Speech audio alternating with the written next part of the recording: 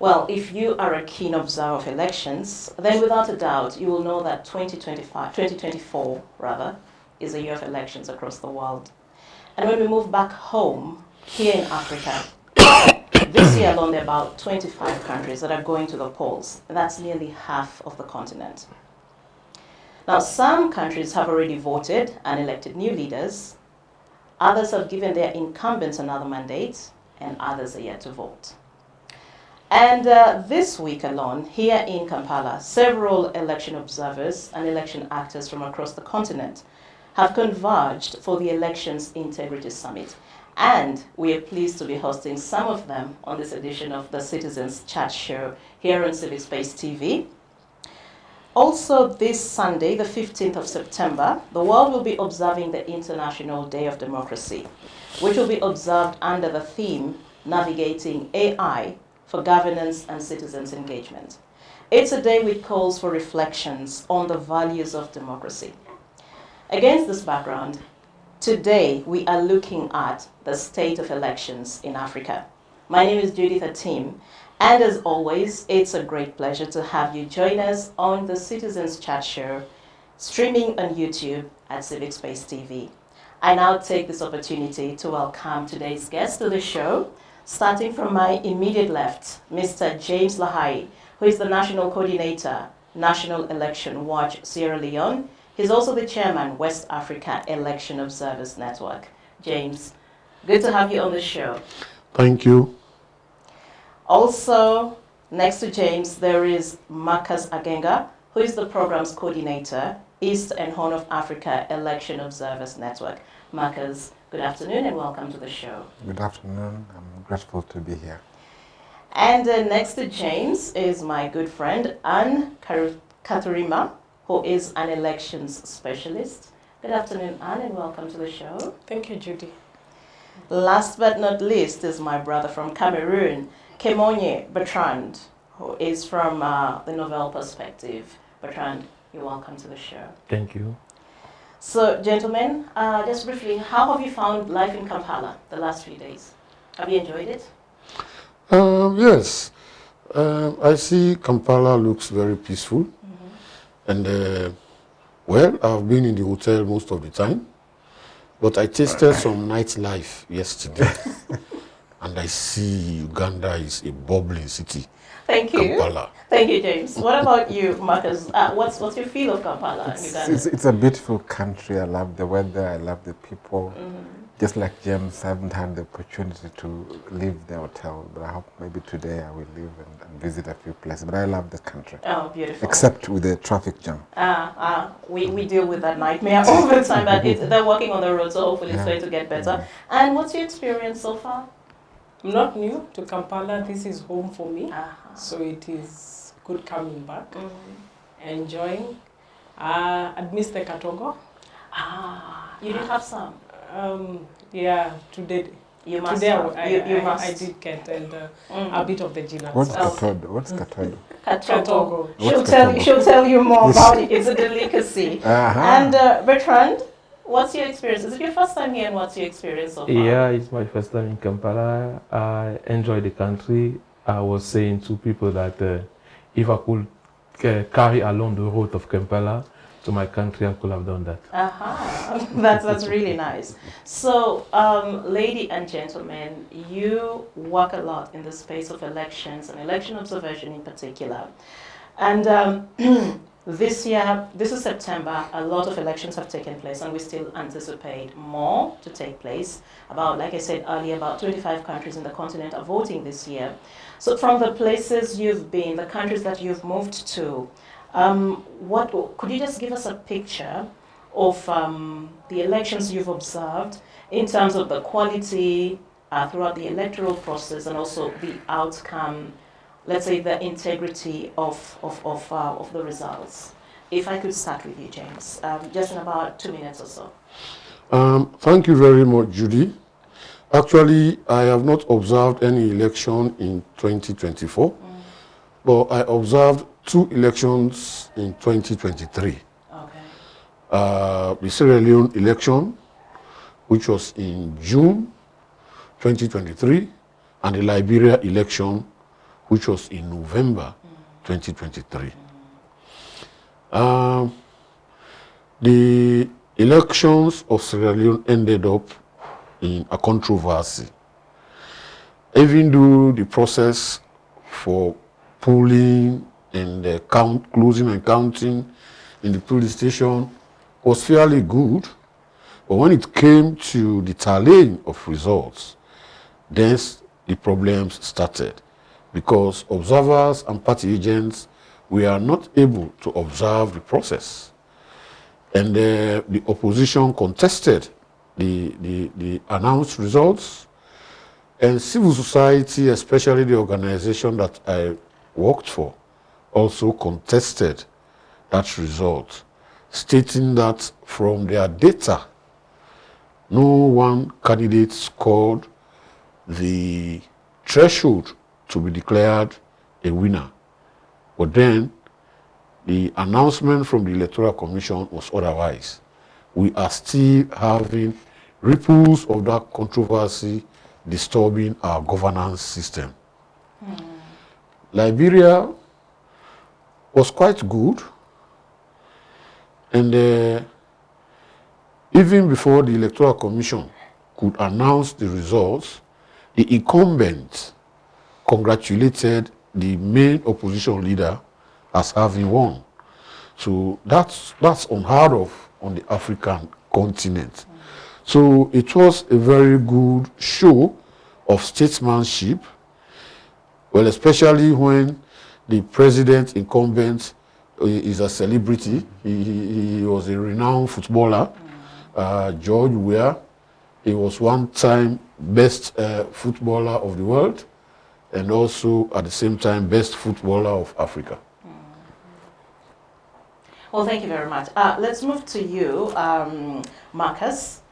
I don't know if you've observed any elections perhaps last year and this year so far, and if you could just share with us some of your experiences and observations of the process.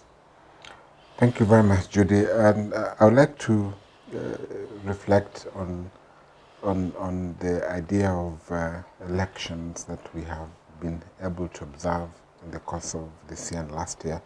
This year, my organization deployed a mission to observe the South African elections that happened. We attempted to gain entry to Rwanda. We weren't able to observe Rwanda. But I've been able to read reports from the various networks that we belong to.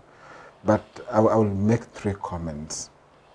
The first comment is that gradually, and maybe Anne and Reverend, because they've been in this space, there's incremental gains that our elections have been able to record.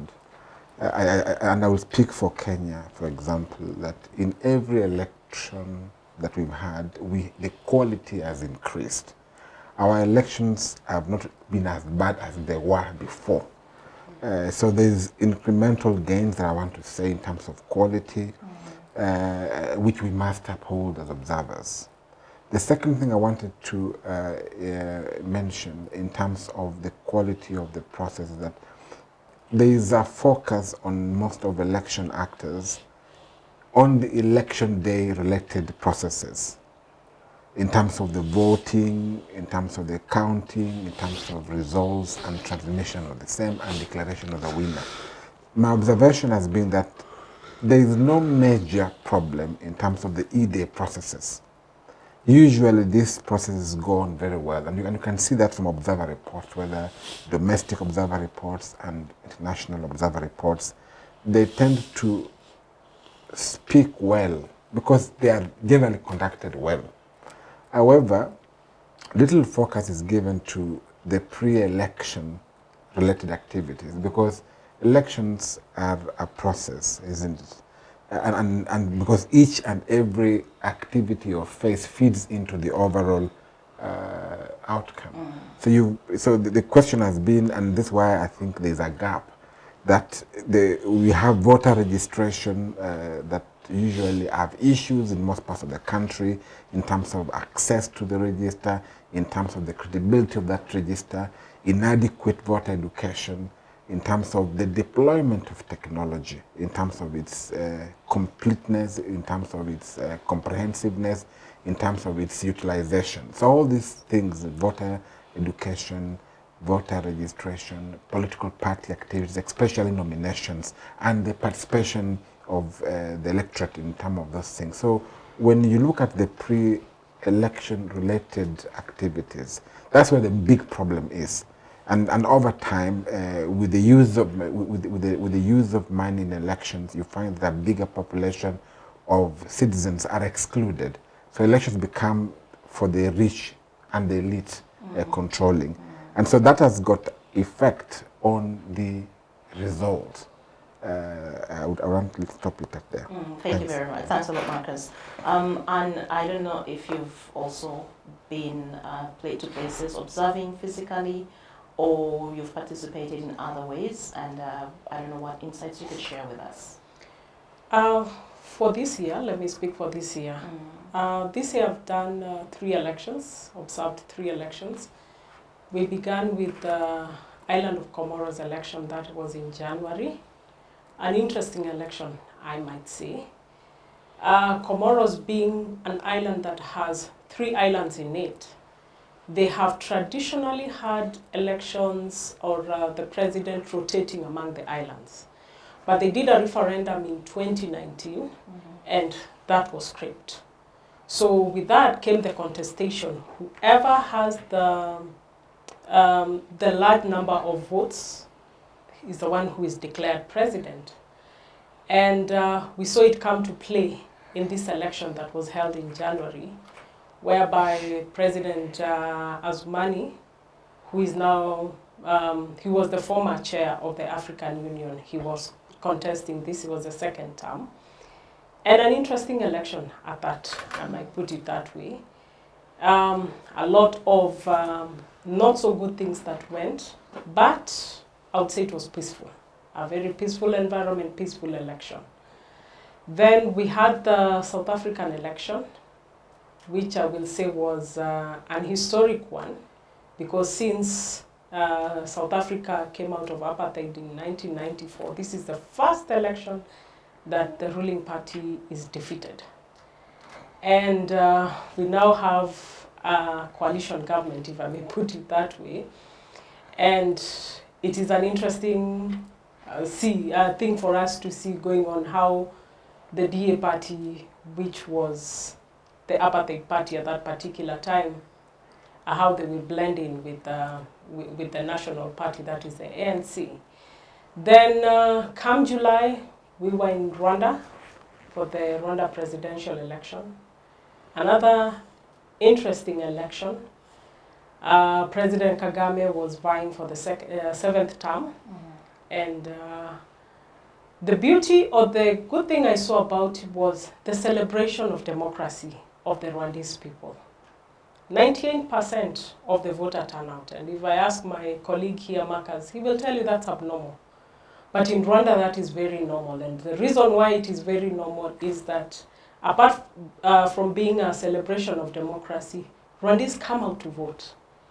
And because of the community policing that they have, which is so strong in terms of the togetherness, if I don't see you at the polling station, I will come look for you in the house. Why, Judy, are you not coming to vote? And ensure that you go to the polling station and cast your vote.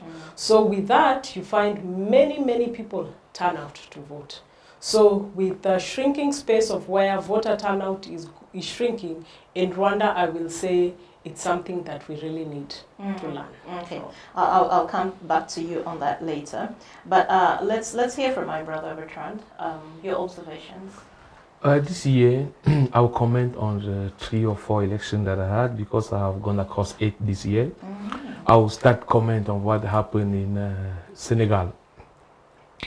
So, as the chairman was saying, we can see today Africans that are involving themselves in election, something that like 4 or 5 years ago, it wasn't like that. We see, I can remember 2019 when I was in Tunisia for elections, we have the gap of youth between 18 and 25.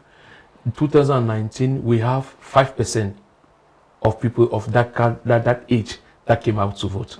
But last year, when they were doing the referendum, like 2022, when they were doing the referendum, we had they removed from 5% to 35%, and they are having the election in some 3 weeks to come. I'm watching at the TV, even though everything is not going well, but I'm seeing in the TV youth who are organized to go to the elections. It's the same thing that happened in Senegal. You know, the president was coming out from the prison. Yeah, they were PASTEF was their political party, and because of some things that happened in the country, they were jailed. But some few months before the election, they were released and they came in. They had all the support of the youth, because when you check, you see that the participation of the election in Senegal this year was 71%, comparing to the last election that was 57. So you can see that people are really engaged themselves in the political processes. If you go to Chad, where it was a military coup and where the president organized election to be democracy, and we saw many people who engaged themselves, because I was in Chad particularly for 2 months. I was there before the opening of the campaign. I was there. I was seeing how people were moving upside down.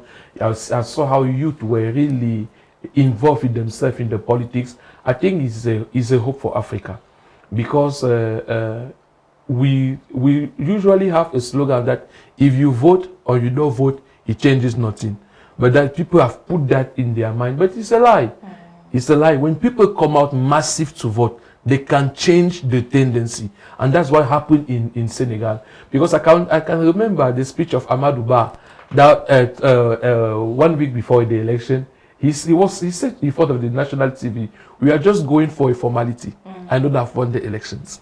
So at the evening, I was surprised that around, I think it was past 8, I saw he make a paper was saying that he was congratulating Jomai of winning the election.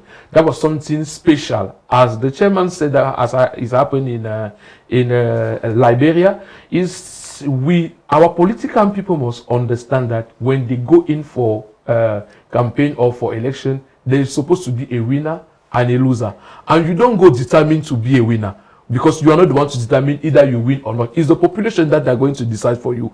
So, and we saw how Amadou Ba was very full of himself, saying that he's going to win the election. But at the end of the 24, the man was really surprised, and he congratulated Jomai for winning the elections.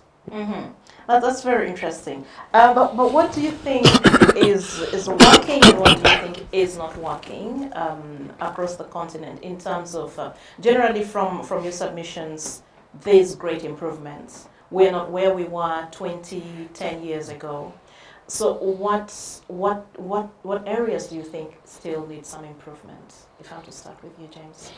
I do agree with Marcos that there is improvement, but not everywhere. You have certain electoral commissions that have performed very well in the past, but have just fallen back by openly being pro-government and taking actions that actually undermine the integrity of the electoral process. For instance, coming out with policies and legislations very close to elections, which is against the ECOWAS protocol, and also making sure that the taking government positions in the decisions that they make. And that has resulted in a trust deficit. The people no longer have confidence in them, and that is making them distance themselves from the people. And they are now looking at election observers like they are antagonists, which is actually not the case. Because election observation is all about adding value to the electoral process, especially citizen observers. Marcos was telling you about elections not just being the election day. It's a circle, it's an electoral circle.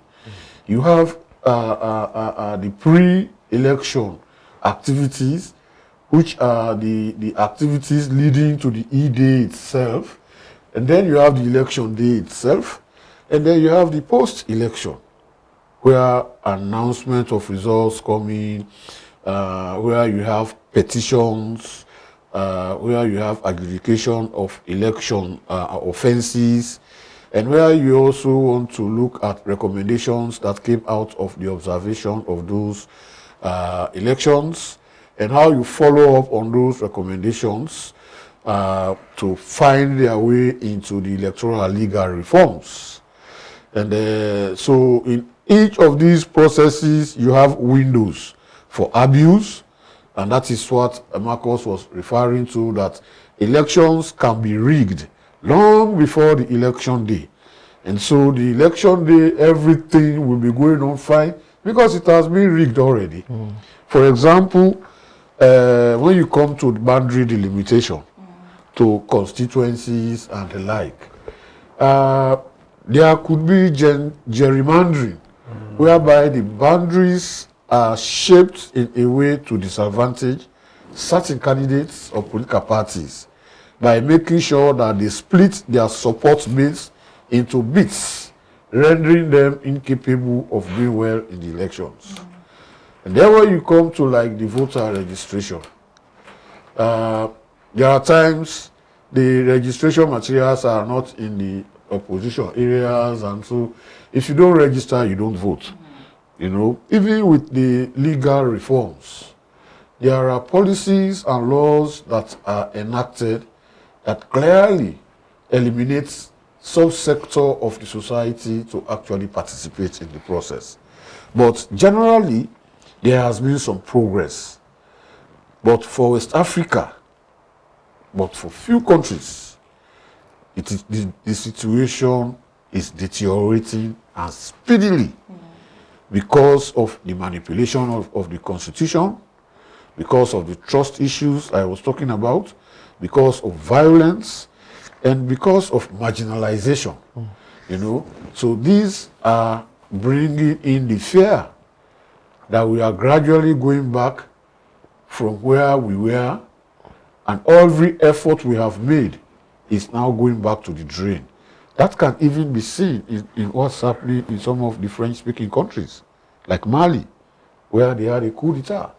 Like in Guinea, there was a coup d'etat there. Like Burkina Faso, there was a coup d'etat there. Senegal, desperate efforts were made to deny certain people from in fact, the guy who would have contested for the presidency was banned from contesting and sent to jail. You know, so these are the disappointing things that are happening in our electoral processes that are actually undermining our democracy and our governance system. Thanks a lot, James. Let's hear from you, Marcus. What do you think is working well, and what do you think is not working so right? So I think I'll just pick it up from where Sure. the chairman has said. In terms of, You keep calling me chairman. Here you have moderator. James. You have the James. moderator and panelists. So where James has stopped it, but I wanted to just make it a little bit more extensive. What is working well? I think there is a consciousness within the citizens of our continent that they can make decisions and change governments and demand for accountability. And I think that's what Bertrand was talking about earlier on, that, you know, initially we were told if you don't keep interest in elections, then elections will keep interest in you. So there's a general consciousness within the population that our voices must be heard. And I want to see what's happening across the continent. You saw what happened in Kenya. In 2022, there was a public uproar that the younger generations did not turn out to vote. And somehow their failure to vote by failing to vote, they somehow voted the regime that they were now rebelling against. Now, the younger people are saying, you will conform to the rule of law, you will govern us according to the democratic principles that our constitution espouse. So that's the first thing. There's a general consciousness, and you saw what's happened even here in Uganda. You can see social media platforms in Nigeria, in other parts of the country. The citizens are saying we want to determine ourselves. So that has worked well. The second thing that I think has worked well, and I would say with some level of success, is the deployment of technology in our elections.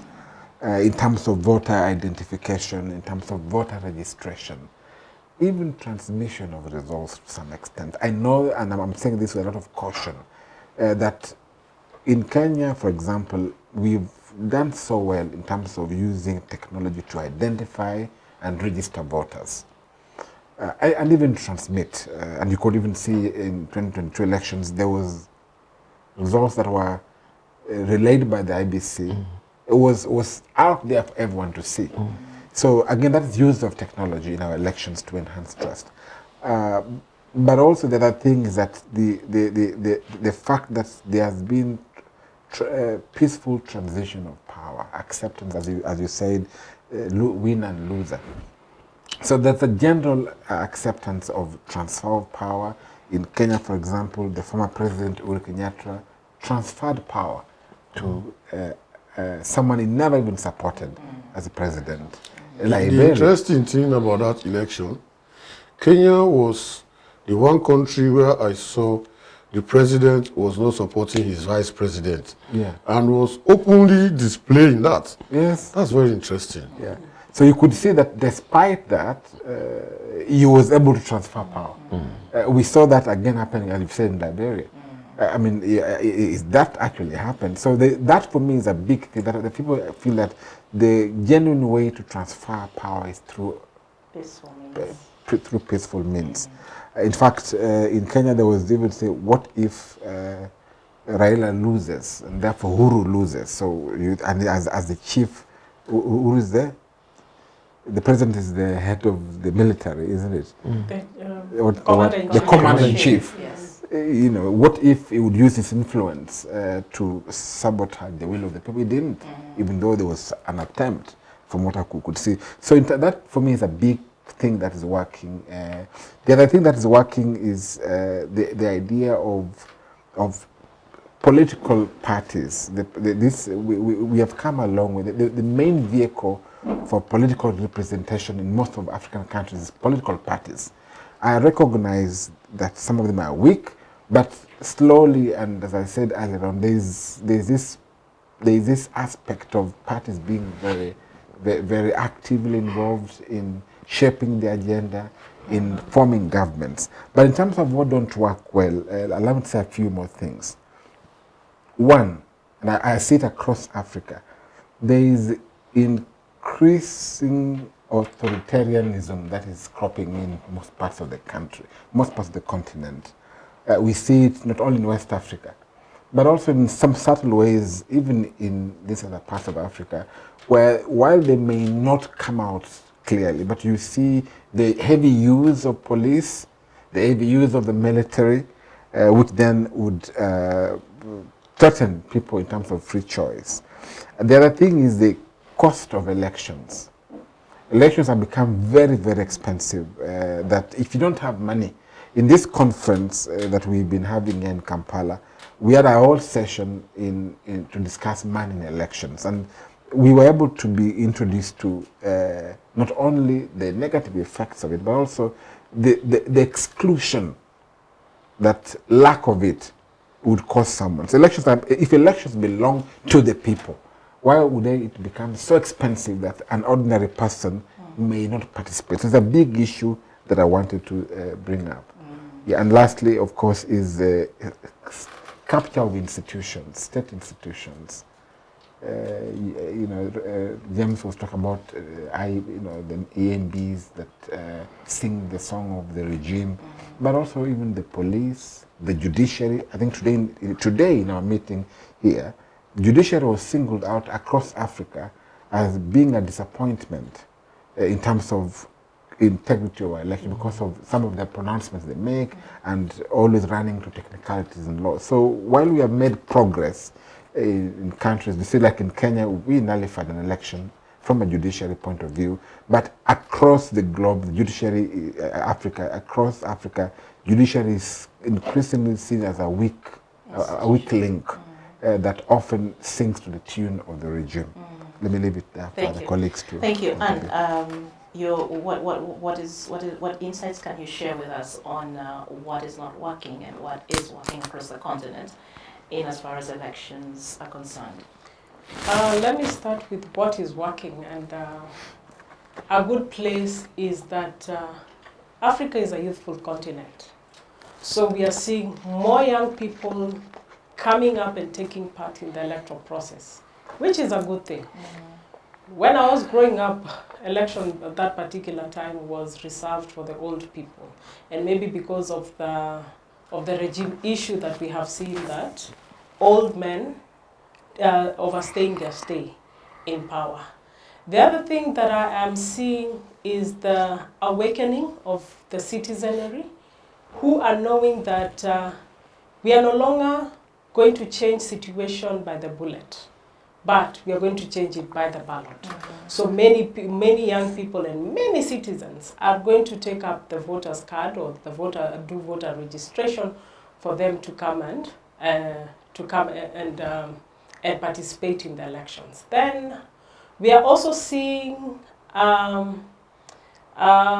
number of also awareness, if I may put it that way, awareness of people who know that once I get in power or once I vote, my vote can be able to speak with me. So they have, speak for me. So they have the confidence that once I go and cast my vote, it can be heard. But on the downsides for me, and which is quite disappointing, is the continuous fidgeting of the Constitution.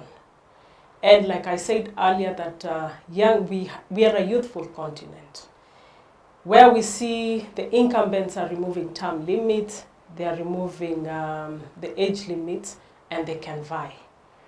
But the most depressing thing for me is that Africa, despite Africa being a youthful continent, you find there are countries where the presidential age limit is put at 40 years, for example. And I'm like, will I wait until I'm 40 so that I can vie for this seat? Unlike a country like Kenya, once you're 18, you can vie for any political seat. Same as Uganda. Same here. Yes.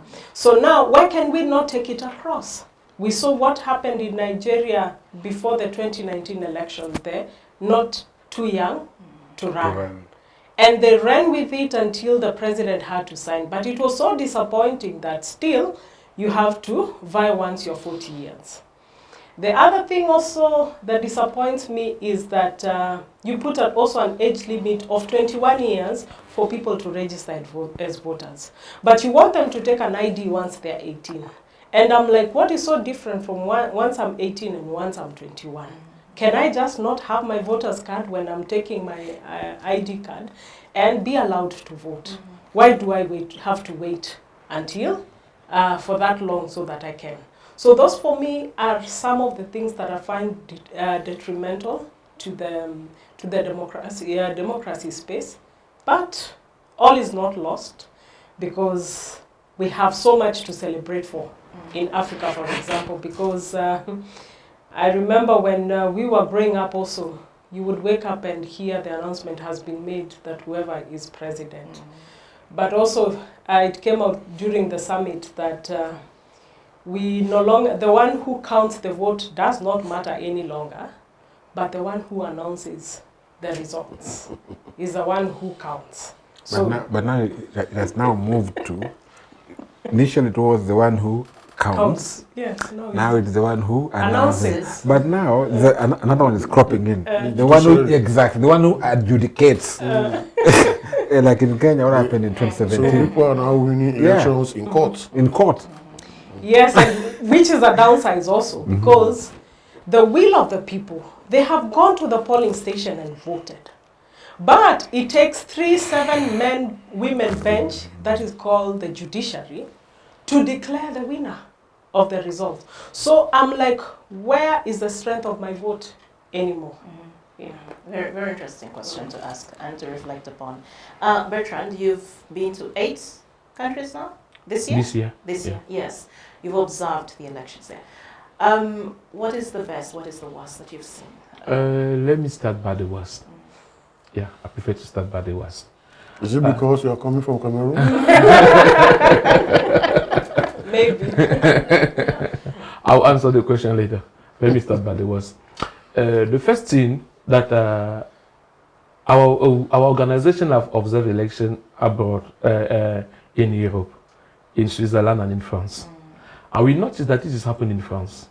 When a young citizen at the age of 18, when you reach the age of 18, they don't ask your opinion to register you in the electoral list. No. As long as your identity card is out, your voting card is out. I'm asking, why can't we put the same system here? Because when you go to the African countries, you will see the people who always go to a polling station for vote are not even the half of the population. That's true. Are not the half of the population. As he asked me if I was coming from Cameroon, let me take an example from Cameroon. They usually say that we are about 30 or 40 million of populations, but the other day we closed the registration of in the list on the 31st of August, and we were celebrating to have registered 8 million. Out of, against a population of 30, 40 million. Between 30 and 40 million. We were celebrating that we have registered 8 million. It is true, it has improved because the years past, we were having like 3 million voters. So, Catherine said something very important here. Yes. She said, how can I take my card, my identity card at the age of 18, and I vote at the age of 21? But it means that you can go to prison when you are 18. And you pay taxes. Yes, you pay taxes at the age of 18, but your right, that is voting, is a right for citizens. They forbid your right they give you at the age of 21. It's something uncommon that I think that we should think how to bring those kind of those things that we see elsewhere that are working. We can even say that the day you come to establish your identity card, you have automatically they register you. Then we know that another thing is that many people not go and register for election because of the queue. Many people live there. You see some countries like Cameroon, people can leave his house in the morning and in the afternoon. He's not yet registered because the queue is too long. And people are going to say, I'm going to waste my days for registration. Is the registration going to fit me? People are facing their daily difficulties, and we have to make things very easy for them than to complicate things for them. And that's the first thing. Another thing that we have in African countries is that at the time you go and register, your card does not come out. Yeah. Yeah. It's a serious problem. Because the other day when they were celebrating the 8 million, I was saying that no, you guys should not be ready to celebrate. Be ready to celebrate when the 8 million card is out. Because being registered is something else. And now to go and have the card is another process. And we usually ask ourselves, why all this? In Gabon, before the last election where they had the military coup, what happened is that since 2 or 3 years, the identity card of Gabonese were not coming out. Why is the identity card not coming out? Because they don't want any people to go and register. You cannot register in the electoral list where you don't have identity card. So they make sure that in 2 or 3 years the identity card are out. It means people cannot register. Another thing is that once the chairman of the electoral commission has been appointed by the head of state, it's really bad. Because if I appoint you, you owe me something. James was saying a while ago that you see some electoral commission who are not credible. Of course, yes. You see when those chairmen have been appointed by the head of state, they work for the head of state. Because if I appoint you, I can remove you. I can remove you. And it's something real. That is the main situation in sub-Saharan countries, in Africa. You see, everybody, the head of state. You know, if I appoint you, you don't have a time of stay. I can appoint you today and remove you tomorrow. Meanwhile, when you are fighting, when you are in the mandate, you know that in this mandate, I can do everything. To be honest, me, I envy IEBC in Kenya. To be honest, I envy them because I was in Kenya. I saw how it takes to be a chairman of that organization. I say, wow, at least they can have something that we can report to them, but at least we can see that they have some percentage of independence. But if I appoint you, what independence do you have? You don't have. You work according to what I asked you to. And you see, today in sub-Saharan countries, we don't make difference between the judicial and the legislative. That's why you are going to see. We call the head of state the commander-in-chief. They call him the first magistrate. Now, as being the first magistrate, he is the one that appoints against the judges of the Supreme Court or the Constitutional Court. So when the thing goes to the issue goes to court, the judge is just going to say, hey, I remember who appointed me. Let me stand and give back and pay back my appointment. Because in fact, be in this office, I have something that I'm gaining in this office. If I say that this man is wrong, tomorrow he may remove me. When it is like that, that is those things that make the election to be very frustrating in those areas. But as I earlier said, the population are taking their responsibility. You see, in this kind of elections, we saw what happened in Zimbabwe. The late Mugabe won the election with 97%, and 1 month later, 3% were on the street to kick him out. How can you explain that? It means that the population did not recognize themselves in the result of 97%. It's the same thing happened in Burkina Faso with Compaoré. Compaoré won the election with 87%, and just some few days after, the 13% was on the street to put him out. Why? Because the Electoral Commission are not truthful. The result they are just giving fake result, and the population they are not identifying themselves in the result. That's why they can go on the street and chase them out. It's unfortunately, but that is how it's happening. So the thing that we need to do is start from the beginning, and the beginning is the Electoral Commission. Thank you. Which brings me to the issue that Anne raised earlier when you were talking about Rwanda and Kagame getting 99.9% of the votes in this year's election. And you talked about how you likened that to the levels of civic engagement and consciousness of the population, to the extent that if you've not gone to vote and I'm your neighbor, I'll come and tell you, let's go and vote. But isn't there an element of coercion in that case?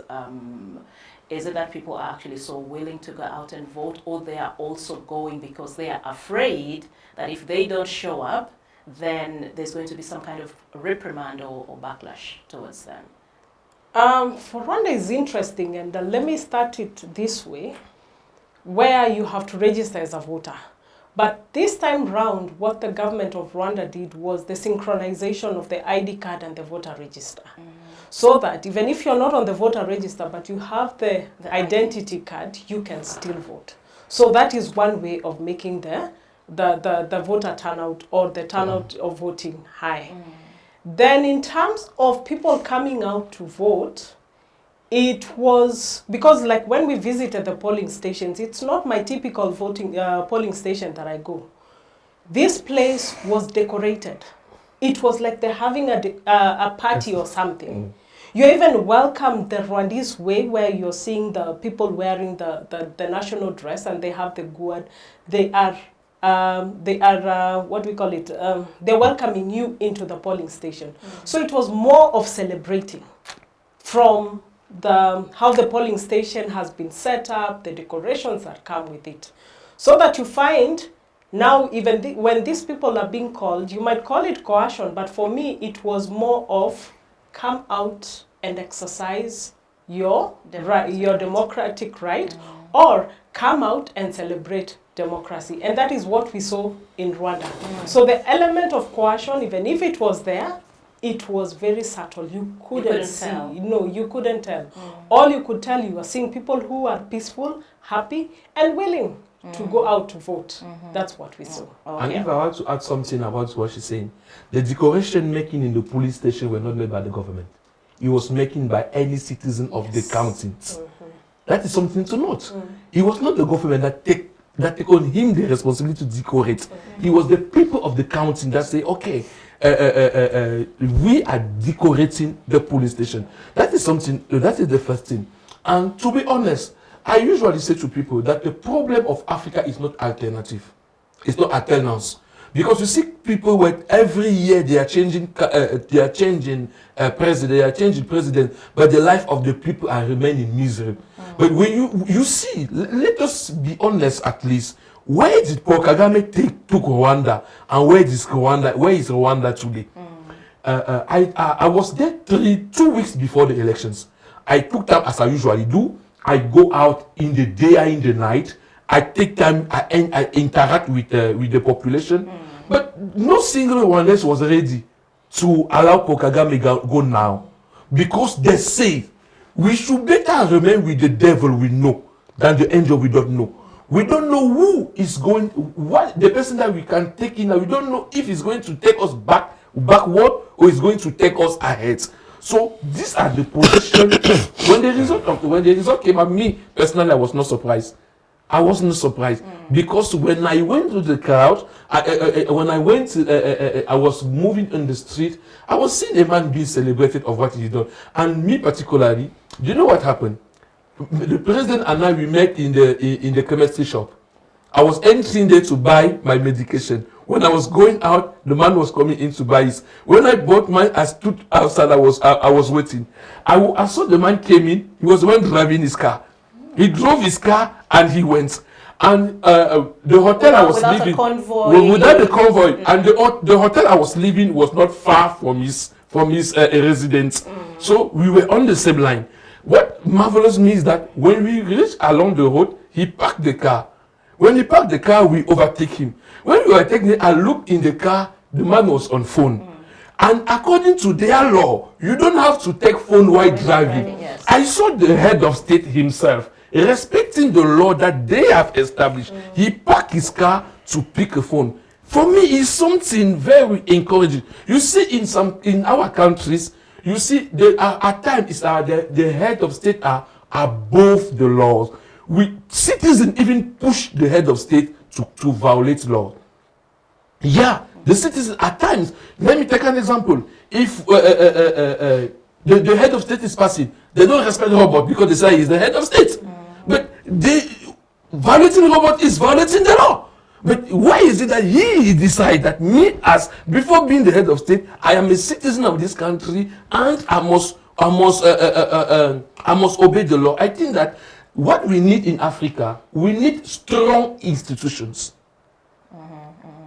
Africa needs strong institutions. People who can easily say something, and we see the application of the thing they are saying in their personal life. He help other people. He will help people to really go the same way the leader is going. Very interesting. Yes, Jeff, to add something. You see, I am a little bit cautious when I am assessing situations and circumstances in a country where I am not living, I just visited. Because my country went through 11 years of war. And a foreign minister from Ghana went to Sierra Leone. And he was interviewed on the BBC And he started saying, "Were people going to church?" "Yes, they are going to church." "Were there dead bodies on the streets?" "No, there was no dead body on the streets." At the time when you go to bed at night and you are not sure whether Wake up. you will wake up alive the next day. When life was so threatening and the leadership was so brutal, you know. So that's the picture. The picture they give you when you go is what you see. You know, you are not the one wearing the shoe. So you really do not know where it is paining. So, but I cannot downplay the success story of Rwanda, because what we all clamor for is service delivery and people having food on the table. So if some of these things are happening, we tend to turn blind eye to issues of human rights violation, to issues of intimidation. You know, in my country, the law is, if you want to protest, you go to the police and the police grants you a permit before you protest. Same here. They're supposed to. Anything opposing government, that protest will not go through. The police will always say, we cannot give you because the protest might turn violent and that kind of thing. But any protest that is going to sing the praise of the president or the government, that one they will even provide financial support for that kind of demonstration to go on. We don't even know what happened, what was the motivation behind the people who are celebrating and singing. You just saw people celebrating and singing, you know. What about the quiet majority that we are not even seeing on the streets? So that's why assessing as an observer from another country, you have limitations, because you are not the one that is actually exposed to the circumstances. You are only seeing what is on display. You are not able to analyze what you are not seeing and speak to. And that's correct. You can't speak to what you are not seeing. So that's why I'm very cautious in showering praises in everywhere I see that good things were happening. We were having a conference in Ghana, and people came from Tanzania who were also participating in that conference. But I have been getting very good information about the then president who passed away. Magufuli. So I engaged these guys, and they started to explain to me the downside of his leadership. That in fact, he's so much in line with the lower class people that the middle class people are subjected to severe marginalization. You know, there are some hidden things you don't see. You see the good points. But then, I think what I appreciate is what is happening. You know, the people, the city is clean. That one, everybody agrees to that. People go to bed and sleep, they are safe. These are the things, but at what cost? We should also be asking questions of that nature. Thank you. If I may add something about what James is saying. I usually say, I cannot sit down at the same table and discuss democracy with somebody that come to France or to Germany or to Italy. Do you know why? Because we don't have the same reality. When somebody gets up in the morning, he's assured that before he goes to bed, he will have the choice of at least 3 meals per day. And here, me, when I get up in the morning, I don't even know if I will have one. Not even talking of choice. I don't know if I will have one. Why is that so? Because of the abject poverty. I want to say, before we sit down to speak equal democracy about people, we must need, our first need must be met. Today, in Europe, they are tired of going to hospital. Today, the doctor are coming to meet them in the house. Meanwhile, here, we does not even have money to go to hospital. Are you seeing the things? I get it. I mean, I understand where you're coming from, and I do appreciate the fact that contexts are not the same. Of course. But I also still think that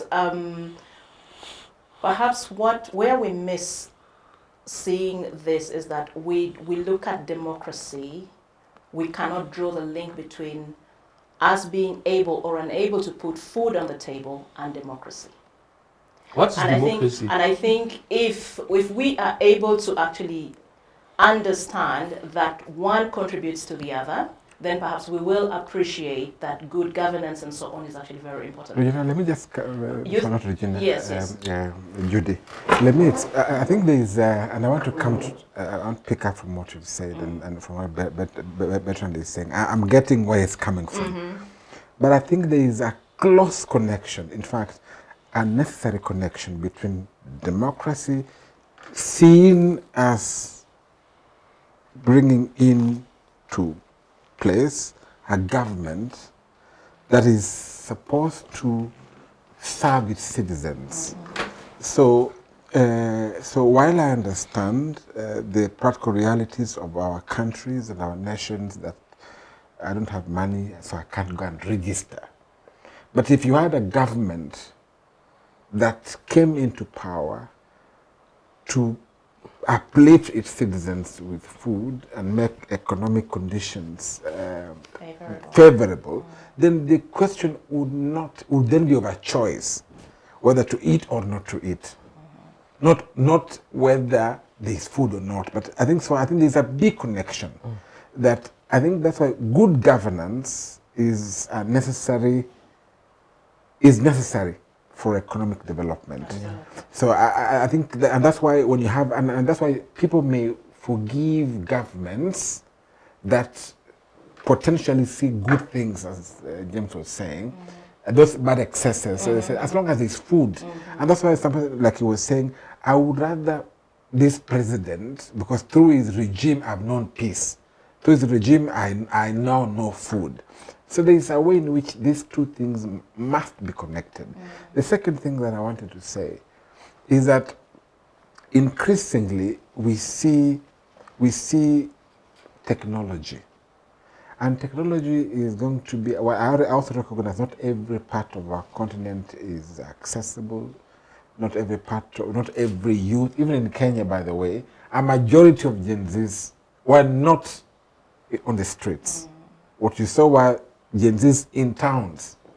And tech savvy, yes. And they form probably about 15%, 20% of the Kenyan youth. But you can see, as if you notice, that there is a big revolution, if you will, a big consciousness that is coming up, and to demand for accountability.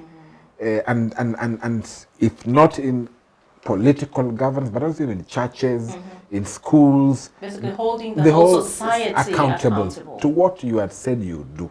And I think for me that gives me hope, that even in the absence of money, but future is guaranteed when these youth are guided and formed well.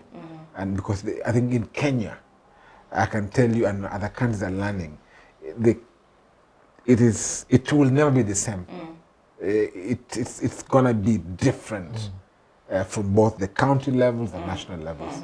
Thank you very much. But also maybe let me interject. We'll take a break shortly after that. But you can say something. Yeah, let me interject. And Marcus is bringing a point of where we can forgive government. But let me put it this way, that you have a government, the ballot paper can reach to the last part of that country. But government services cannot reach. Contradictions. So how do I excuse that government? Thank you very much. Let's take a break, and then when we return, we shall look at technology, artificial intelligence, and campaign financing as the next issue. This is Civic Space, and you're watching the Citizens Chat Show. We'll be back shortly. Digital rights are those human rights and legal rights that allow individuals to access, use, create and publish digital media or to access and use computers, other electronic devices, and telecommunication networks. Digital rights include a right to freedom of expression, information and communication through technology, a right to privacy and data protection, a right to credit for personal works, a right to universal and equal digital access, a right to identity, a right to anonymity, a right to be forgotten, and a right for protection of minors, among others. The state's digital rights are frequently violated through various unfair actions, for example, blockage of websites and social networks, theft of credentials, unauthorized use of people's data for personal gain, privacy intrusion, online censorship, arrests and intimidation of online users, internet blockages, and the proliferation of laws and regulations that undermine the potential of technology to drive social, economic, and political development worldwide. It is hence every citizen's responsibility to respect rights of other digital users and to speak out or report to the responsible parties when one's rights are violated. Welcome back from the break, and thank you for keeping it here with us on Citizens Chat Show on Civic Space TV, streaming on YouTube. My name is Judith Atim once again, and we're discussing the state of elections in Africa. Before we took the break, we were talking about what is working and what is not working in terms of our elections across the continent, and my panelists here were actually sharing their insights before we broke off. And could we pick from where we stopped? I think, Marcus, we were talking about the link between the connection and what's missing between democracy and, say, service delivery, and why people are having trouble connecting the two, and why citizens in some countries would rather say, let me stay with the devil I know rather than the angel I don't, like Bertrand had earlier said. But how do we make people appreciate and make the connection between good governance and the plate of food on their table, or their ability to access services? There's a strong nexus between that two. The very fact that it is people who should vote, who should be their leaders, has a purpose. So that when you are elected, you have to cater for their livelihood. You have to make them have good life. You have to make sure they have schools to attend and have quality education. You have to make sure that when they are sick, they have a hospital to go to and be treated. You have to ensure that there is infrastructure that supports their aspirations. That's why after every 5 years or 4 years, as the case might be, you come back to accountability by the people assessing you again to say, okay, we can put you in, or we're going to vote you out. And that's where we are having the problem. When these people are in, and they now have state security with them, they trample on that right which the people have to determine who should be their government. And you see, as long as they now know that they have the state security at their back, they neglect the purpose for which they were elected. And looking at it, actually, nobody tells them, come and tell me fine things. They put in their manifestos very good things that they will be coming to do. But then, when the power is given to them, they turn their back entirely. I don't even want to cite the Kenyan issue, because we have Kenyans here who can best address that. But I was in Kenya during your campaigns and everything. And the president now, the things he was saying, and he was not just saying, I will do this, he will explain how he will do them, you know. And then all of a sudden, you see now, in fact, it's like a U-turn on those things. That's where the betrayal is. So democracy actually is about livelihood. Democracy is about keeping people healthy, knowledgeable, and a free mind. So that's why I am saying that you cannot disconnect the purpose or definition of democracy from livelihood. These two go hand in hand. And where there is disparity, That is where the controversy is. And that is where the concern is for us election observers. Because people want to do everything possible not to conduct elections in compliance to the electoral legal framework. The laws, the Public Elections Act, those things that explain how the election must be conducted in a manner that gives authority to the people to determine who becomes the winner or loser. And so because they will now do everything to do things outside and not in compliance, that's what that is leading to underdevelopment in our countries. These things, they are intertwined. Democracy, livelihood, and even peace and development. If you see you miss out on the one that actually deals with the people having the authority, every other one becomes trash and garbage. Let me come in there. I want to just borrow from what I don't know if it's better and talked about in Rwanda. They celebrate elections. I don't know what someone said, and I like that word. It reminds me as a student of human rights that elections are a celebration of human rights, and that's why we as observers here we are called human rights defenders. So, and if you look at it very critically, there is what we call the indivisibility of human rights. That one of the biggest identifiers of human rights is that because they are indivisible. The right to food and the right to vote are the way you have a coin, same side. So you cannot separate any of the two. And for me, that is something that I think that's the consciousness that I see in this Gen Z movement in Kenya. I think it's one thing to study these things in books, but when it hits you now, they are saying, you, as you said, you promised us that you do these things. Now you can say it's social audit, accountability.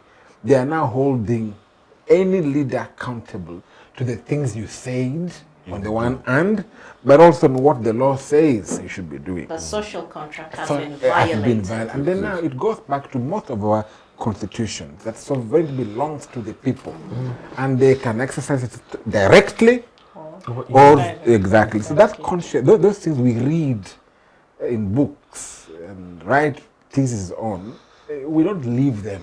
But now we are seeing consciousness that people are now leaving them. What's happening in our countries? Things are now demanding for accountability. And I think for me it's a big issue, or the topic we were saying earlier on, that I think even as civil society organizations, the kind of civic education that we give should be geared towards showing the people the connectedness of the right to vote, then therefore the right of government that we bring into place into your life. Show them the connection. Show them that if you, just like if they say, garbage in and garbage out. It's also very true in politics and in our lives. If you have bad governance, you get bad results. You get bad results. So don't expect, there's no miracle. And I think God cannot intervene where you made this decision to have a bad leader. It's not God's fault. God is not a Democrat. He's not a Democrat. And would you like to say something, or should I? Yes. Yes. For me, where I sit and looking at, and I want to break these two terms, democracy and governance. For me, democracy is the access to power. And that one is mostly through elections, for example. And the key element in that is the power equality. So that it does not matter from which side of the political divide or which side of the hierarchy in terms of are you poor or rich that you come from. So how do you access? And you spoke earlier, Sunday we are celebrating the Day of Democracy. So for maybe the way you interrogate is this power equality. Is it accessible to each and every other person? In terms of if I'm rich, do I do I have the same quality of service as someone who does not have, for example? Then when I come to governance, and what I look at, and the key element for me here is how this power is exercised. In terms of, I have the power, do I do justice when I'm executing my duties, for example? And like what Bertrand was talking about earlier, he saw the president of Rwanda driving himself. Oh my goodness. I don't know if we can say the same of many of other countries that we come from. In Kenya, at least the former president, one day we saw him walking down the streets of State House. That was President Uhuru Kenyatta. Ruto, we saw him do harvesting. Yeah, but we don't know if it's for the cameras or for the show. So how do you exercise this power? For me, that is where now governance comes in. Are you, because we are told the true worth of a man or the true worth of a woman is what they do with power. Once they are given, and you know, the power can turn you to something else. When you look around you, you see people who are armed and people who are bowing down to you. How do you do, or how do you behave with that power? Yeah. And that's why you have the popular adage of power corrupts and absolute power corrupts absolutely. Yes. Yeah. If I will just continue where she stopped. If we have to see the people who are treating democracy in our continent, they are bad president we are having, because you are the source. Because you have been voted for something, and you are not doing what you promised to do, and now the second person he became the commander-in-chief of the army. But there is something the army forget to do, is that they are not the army of the state, they are the army of the republic. So the army must put in his mind that we are not the army of the state, we are the army of the republic. Possibly so, the army of the government, but the army of the state. Of course. Because there's a difference between state and government. Of course. Government is an instrument of the state. Just like you have other state institutions. Yeah. So but what you are saying, if I understand you well, is loyalty is more pushed to the government as opposed to than actually against the state. They don't even have pity for the state. they have 100% with the government and 0% with the state. Because if we are protesting about that life is expensive, I am not protesting for me alone. Even you, as a soldier, you are facing the same situation. When I'm going to the supermarket to go and buy something, if it is 10 shilling, you come as a military man, you buy it at the same 10 shilling. So the problem is that the army should identify himself with the state, as Mr. James was saying. And that is the problem. When they don't identify themselves with the state, they identify themselves only with the government, it's a problem. At times, it is their behavior that push even some head of state to become demons, to become monsters, because he knows that if I do anything, I have their protection. No one of them can face me. And they cannot face me. He protects his ego, and he says, okay, I have all the instruments to maintain myself where I am. What those people, I don't need them. And they will know that democracy, the power belongs to the people. The power belongs to the people. So when you see, for me, if you have to hold people responsible for the threatening of democracy in our continent, it's a bad president. Thank you very much. Thank you. I want us to move now to the issue of campaign financing before we get to technology and specifically artificial intelligence and whether it's and the opportunities and threats they pose definitely to democracy. Let's start with campaign financing. I know you've hinted about this earlier, all of you, when we start in the previous session. But what is your reading about campaign financing? Because I'll tell you, here in Uganda, we're going into elections in 2026. And already, when you meet members of parliament, a lot of them will tell you the cost of politics is just too high, that some are actually saying, you know what, I don't think I can afford to come back. Even if I thought I'm still a good legislator, I just cannot, because already my opponents are combing the grounds, combing constituencies, and I know how deep my opponents' pockets run, and I just cannot compete. What are your experiences from your respective countries and the countries you've been to? You see, like Marcus indicated in his opening, the finance that is now related to elections has undermined the fair play component in elections. In fact, it starts with even the political parties themselves.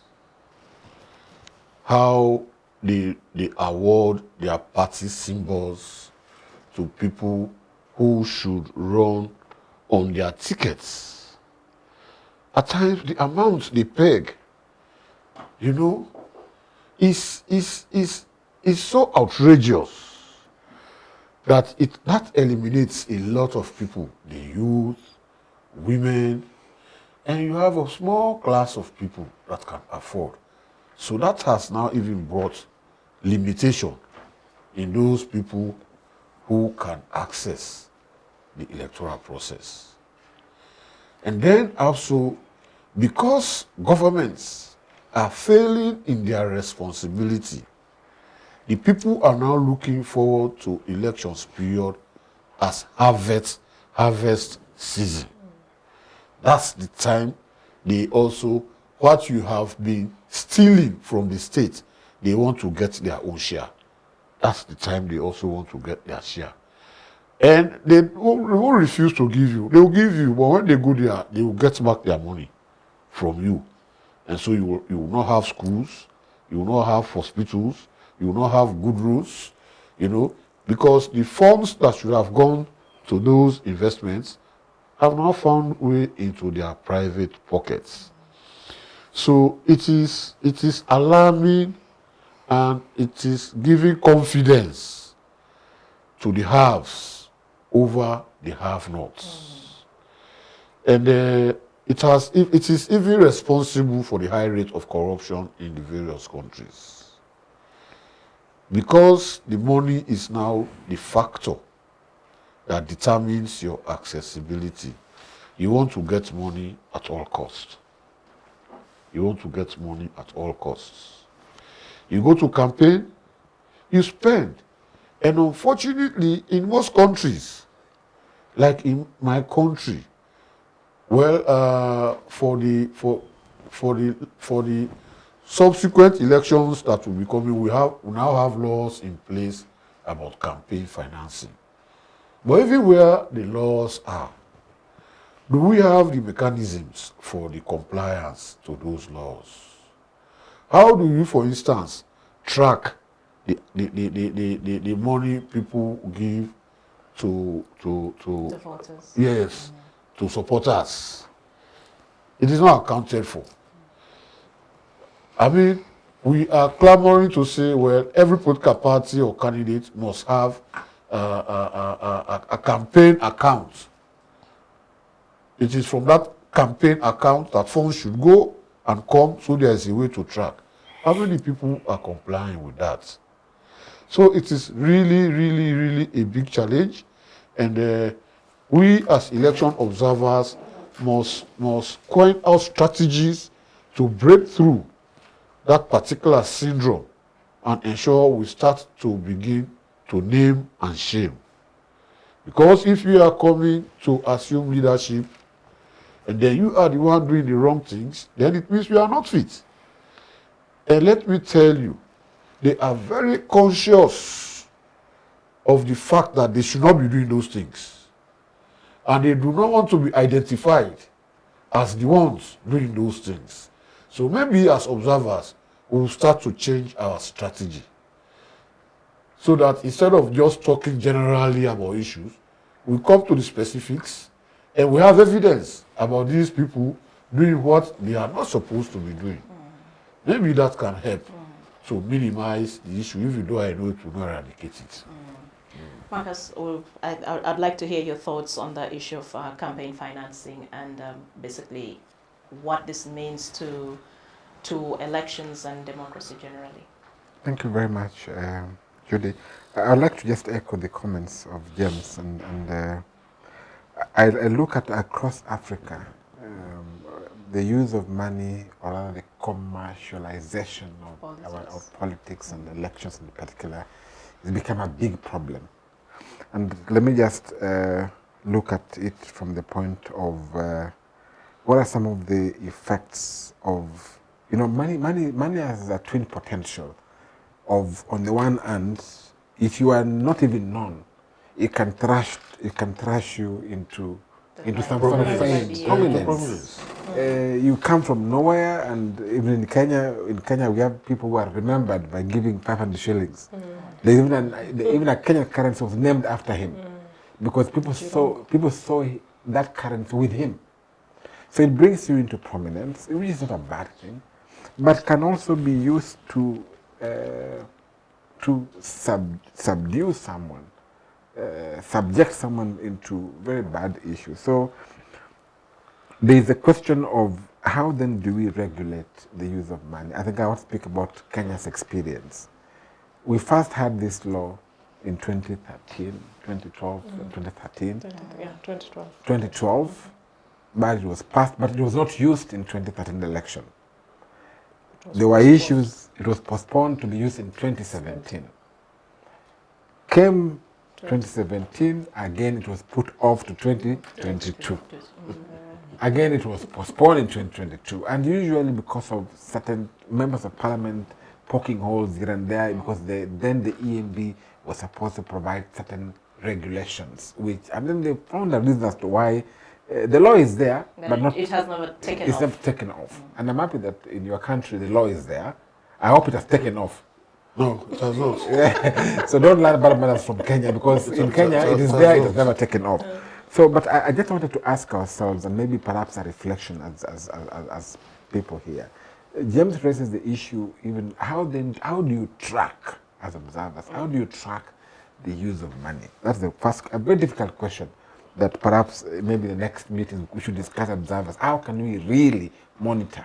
I mean, so IBC or any other EMB or whatever body can now regulate, but how do you track as observers?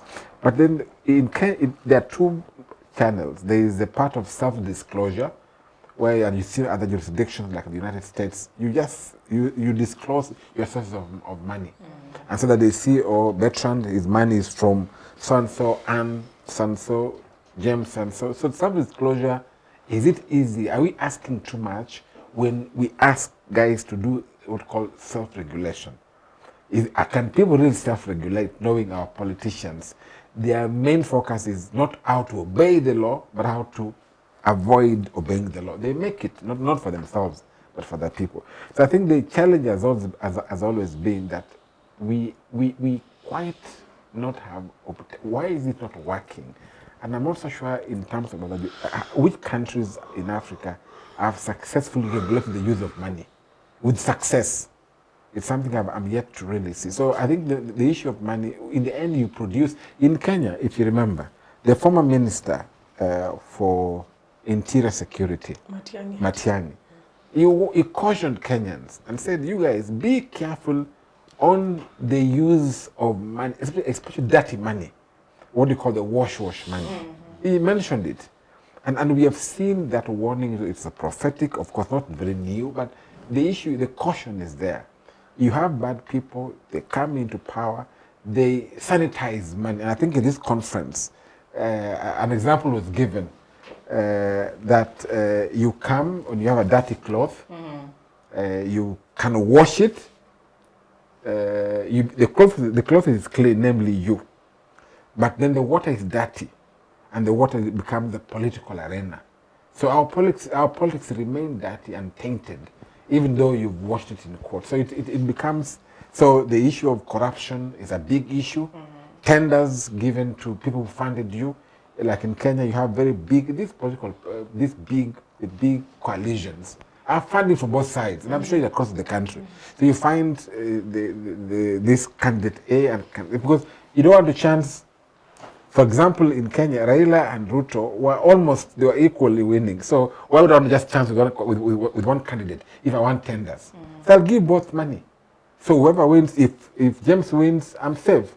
If Anne wins, I'm equally safe. So in the end, the kind of leaders that you produce are leaders that will be answerable not to the people, but the people put them into power.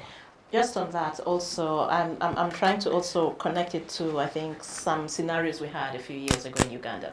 So the issue of disclosing, perhaps maybe why people could also fight it, is that if I'm a business person and I want tenders, and then you are running, I'm putting money to your campaign, and I'm putting money to his campaign, and then he loses, you win, and you find out that, oh, Judith was also supporting my opponent.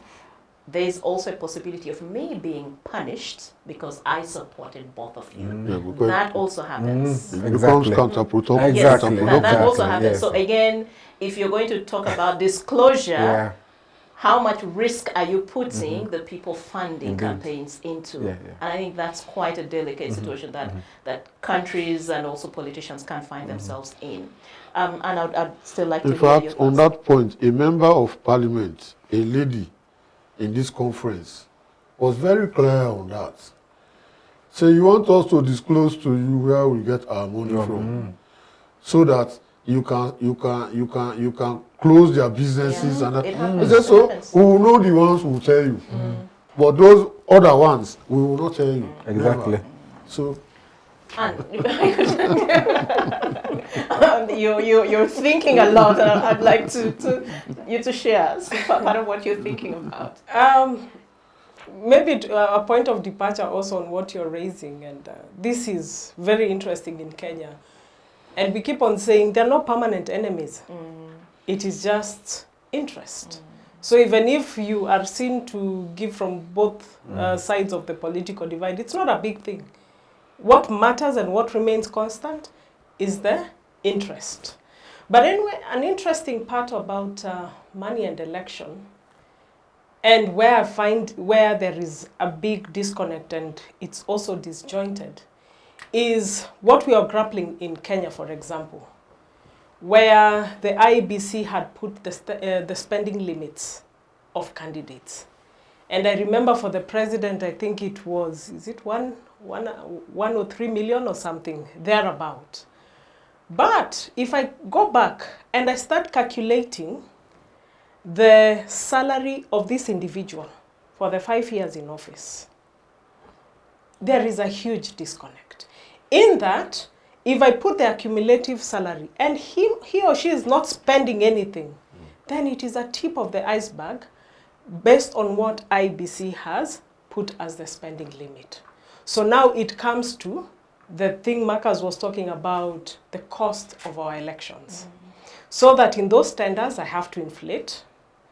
In those tenders, I will not even do the road, but that money which has already been earmarked, and it has gone out. And this is what we are grappling with Kenya now, where we have this young gentleman coming with the Vampire Diaries. And he's going all over and exposing the non-existent projects that have been commissioned or even over the regimes. And Kenyans are like, wow, so should we even start doing the audit? And actually there are people who have started doing the audit of all the projects since independence. Wow. How far that will go, we don't know. But also now again, this money thing and elections, the hidden hands, be it the Western powers, be it the Eastern powers, whatever powers they are, we are seeing they are meddling and doing so much to an extent whereby if you don't play by their rule or you don't sing their song, you hear, oh, he was removed from office by power so-and-so. He was installed by power so-and-so. Then you find this person who was very progressive. They come in and they change all over overnight. And you're like, what really happened? Did the devil visit him or visit her at night? So that this person whom we were with in the campaign trail, now he or she is in office and is doing totally different. Yeah. Bertrand, let me hear the perspective from Cameroon when it comes to campaign financing. You guys are voting when are you? This year? 2025? Next year. October 2025. Yes. What is it like? Is money changing hands already? I laugh because when you talk about Cameroon, I don't really like to talk about Cameroon concerning finances. But the finance in election, we should really address the issue. Yes. Because I think it's one of the points that push our leaders not to work for their populations. I think. At times, there are some people with money. Big money. Big money. That look for people, that look how to invest their money. And they look for politicians. I give you money. When you are in, how do you refund my money? I become your slave. Yes. Of course. Many governments are slaves like that. I would not. We witnessed something in the West Africa. There was an elections, and there is a man that poor money, more than $3,000 million euros for election campaign for one president. Do you know what was the cost of the money? Because he wanted the money. They wanted the president to extend his stay in the country because he was exploiting the sea parts. The president accept. Was that a foreign investor, a foreign business person, or a national? He's a foreigner. So the president accept. He took the money. He do the campaign, but at the end he did not extend. Do you know what happened? The man came and told him that I'll put you on the seat. I'll put you down. And 1 month later, the man was down. So political money in elections is very delicate. You see, some president or some leaders, when they take in, at times their behavior is not controlled by themselves. It's controlled by the owner of the money. And you know, money is just like eating. When you are hungry, they dish your favorite plate in front of you. When you take the first spoon, the second spoon, if they take away the food, you may kill somebody. If you're not full, yes, because you can't be full after taking 2 spoons. You can't be full after then.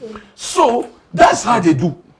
As they are giving, they have put you in the comfort, giving you what you want. Now they are expensing back their money. You have the choice.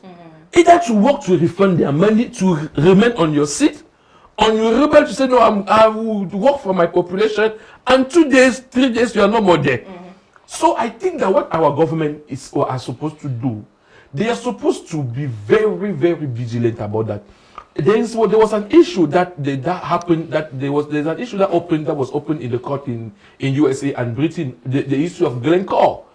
Glencore is a company that buy oil in Africa. But do you know that Glencore says that 80% of the president he bribed 80% of the president to have contract in their countries? Even in Kenya, what's happening now even in Kenya? You had the last few days what's happening at our airports. Yes. It is the same thing, but I'm glad your courts have actually blocked that. Yeah, but it raises the question we need to ask even as you come in: to what extent do we really own our elections? How do we even control our elections? That is the point. Yeah, because the problem, I think, the first thing we must do is that we must start be the owner of our elections. Somebody cannot finance you, and you think that you are going to do what you want with this money. He does the work. We are working in the capital world. These are business people. These are business people. They spread their money. They need income. You have to pay them back money with interest. And now, how are you going to pay them back the money with interest? There is contract. It's contract. Tell me how come you can have a foreigner in your country that is more richer Than yourself. No, not even yourself. That is more richer than the country. Than your country. I do not see him as a threat. Bertrand, that's actually very interesting. But I want you to stop there so that I ask you the last question before you give space for our other colleague. Just since you've been here the last few days attending this elections integrity summit, what are the most important or the key takeaways that you're going with from? Something I was really happy being here, seeing observers from different countries to put their ideas together to bring out Africa where he is. For me, I usually say, I see Africa as a country and what we call countries and villages. And our head of state are just Oba, are just chief of the villages. So what we need, and if we succeed to put our hands together, breaking the barriers of this is their problem, it's not mine. As long as I will not see the Kenyan problem as my problem because I'm not a Kenyan, as long as I'm not going to see a Sierra Leone problem as it's my problem, we are not going to depart from this thing. Because one of the things we need to come together, and I'm going back very happy seeing my brothers coming from everywhere with the same goal. What is our goal? We want to see transparency in our elections. And I think many questions we ask, everybody is going back in his country with a question mark. So, and everybody will be going in his country and he will be digging. What should I do? What should we do? And as I said, when there's something that you have something in you that is eating you up, at least you see one person that you are going to share the thing with the person. As you share with the person, you eat the person up. As you're going to share, you're just going like it will be more faster than the flu. And we know that if we go like that, some years to come, Africa will be free, and we will be proud to say that we took Africa from point A, and this is where Africa is. And it's not a job of a single country. It's not a job of a single person. It's a job of all the children of Africa. Thank you very much. Keumogne Bertrand from Cameroon is an election observer who has been here in Uganda for the last few days. He's from the Nouvelle Perspective. Thank you very much for your insights and your thoughts. We hope to have you another time you're here in Uganda. Thank you. We'll now take a break and bring our other guests to join the conversation shortly. This is still the Citizens Chat Show on Civic Space TV. We'll be back. To access, use, create and publish digital media or to access and use computers, other electronic devices and telecommunication networks. Digital rights include a right to freedom of expression, information and communication through technology, a right to privacy and data protection, a right to credit for personal works, a right to universal and equal digital access, a right to identity, a right to anonymity, a right to be forgotten, and a right for protection of minors, among others. The state's digital rights are frequently violated through various unfair actions, for example, blockage of websites and social networks, theft of credentials, unauthorized use of people's data for personal gain, privacy intrusion, online censorship, arrests and intimidation of online users, internet blockages, and the proliferation of laws and regulations that undermine the potential of technology to drive social, economic, and political development worldwide. It is hence every citizen's responsibility to respect rights of other digital users and to speak out or report to the responsible parties when one's rights are violated. Welcome back and thank you for keeping it still here with us on Citizens Chat Show. My name is Judith Atim. Once again, we're still continuing with our conversation on the state of elections in Africa. And I am happy to introduce my other guest, Abdiaziz Abdrahman Yusuf. He's a former commissioner of Somalia election. He is also an election observer and the executive director of BRC Institute in Somalia. Abdiaziz, good afternoon and welcome to the show. Good afternoon to you, and I'm pleased to be here. I'm also grateful to be my team here. We have been together for the last 3 days. Over to you. Okay, well, we've talked about a range of issues, but when you just joined, we had just not actually concluded yet. We're still talking about the issue of commercialization of politics. I don't know how big of a problem that is in Somalia, especially that you are heading into the next election in 2026. Issue of political finance is a big problem in Somalia and actually affecting the democracy of Somalia. And you remember that after the collapse of Somalia in 1991, the country have undergone 3 processes. That is regional reconciliation and dialogue process of Somalia. That was between 1991 to 1999. And then the rebirth of government framework and power sharing system. That was between 2000 to 2012. And the last one is initiation of democracy and state building. And that's where the election of Somalia is mostly indirect and based on clan system. And whereby it is very easy to use money, and those who can afford can become an MP, and also those who can afford can become the president. That's why most of the time you had that influence of UAE, influence of Arabs in Somalia politics. I remember that 2013, the candidate who has the highest money became the president, and some of them are spending as $50 million to become the president. And Somalia have undergone these indirect systems. You know, first of all, the clan elders appointed the member of the parliament who also elect the president later. We move from that system at least, and we spread whereby traditional leaders and members of civil society have actually nominated 51 delegates that are going to do the election of the member of parliament from certain clan. And then that 275 MPs were elected through that process. In 2015, a new national election independent body was put in place, and the provision of Somalia constitution was also put in place 2012. Those election committee were trained, but later on that it didn't work because the leaders want to use money, and also foreigners want to determine who's going to be the president. So the federal member states and the government, which was a national government, which was very weak, had challenges from especially those who are interested who's going to be the president, and had a loggerhead with the current president at that time. So what happened is that we went to the indirect system, whereby, and that's what I have mentioned, that 51 delegates elected president, and 275 plus 54 senates, which are elected from the member of the parliament at the state level, that's 229, elect the president. Representing, what's the population? The population of Somalia is around 13 million, 40 million. 13, 14 million. Yes. Okay. So every state are having 8. The Somalia is made up of 6 states. So every state were electing the 54 senates were actually spread onto the states. So every federal member states were electing the state senate, who is going to become the national represent at the national level. But the 225 were spread onto clan system. Now 2016, that's the processes why the former president came. But the former president has actually tried to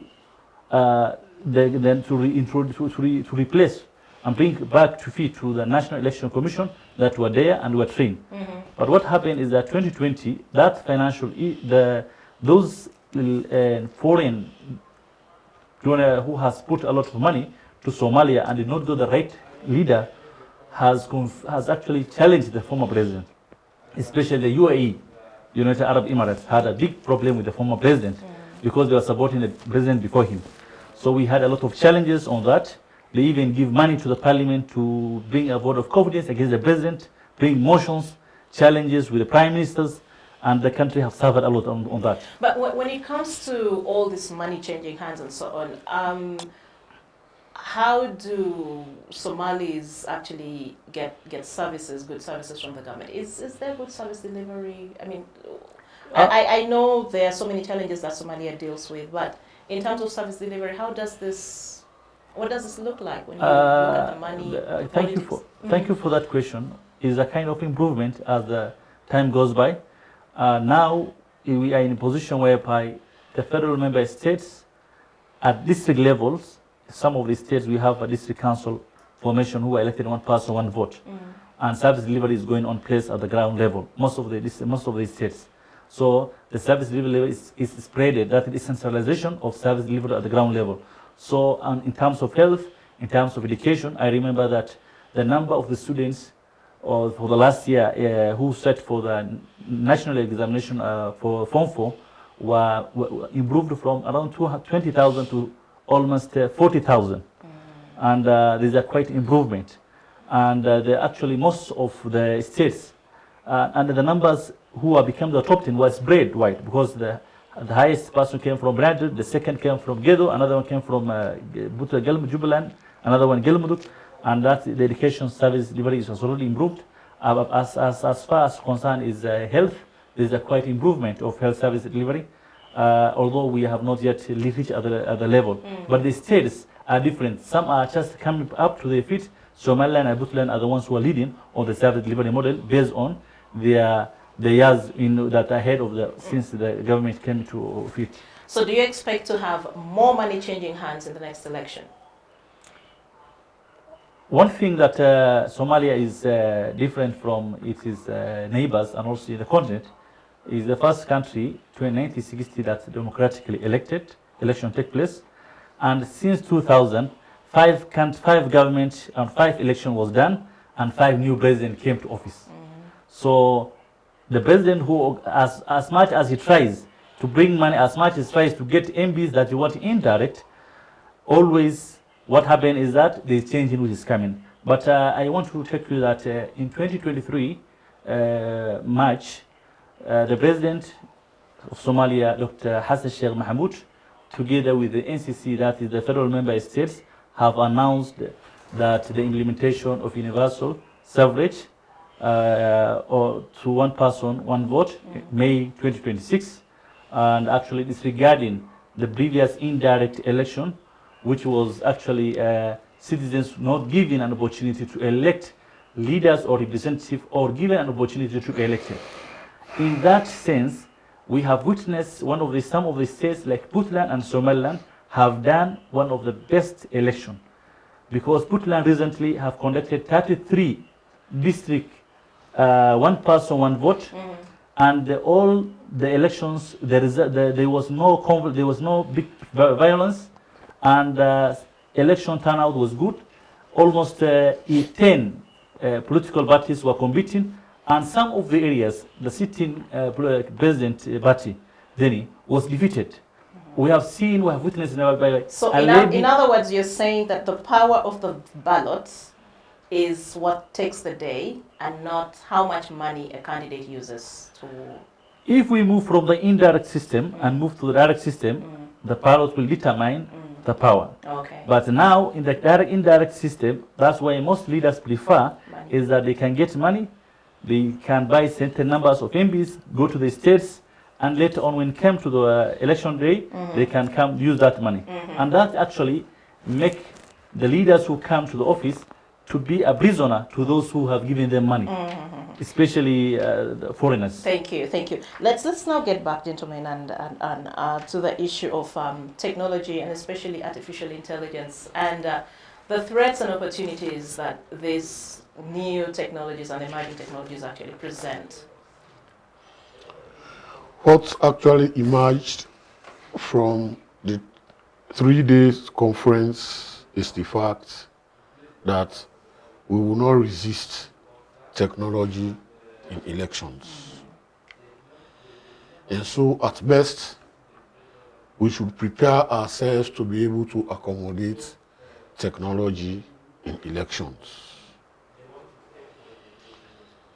And there are challenges.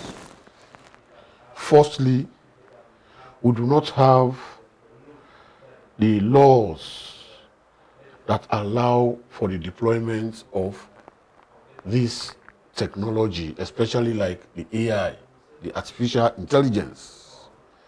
So we need to put in place, or our states need to put in place, legislations that can moderate and that has a safeguard in the use of these devices to ensure that the will of the people is not mortgaged at the expense of the use of the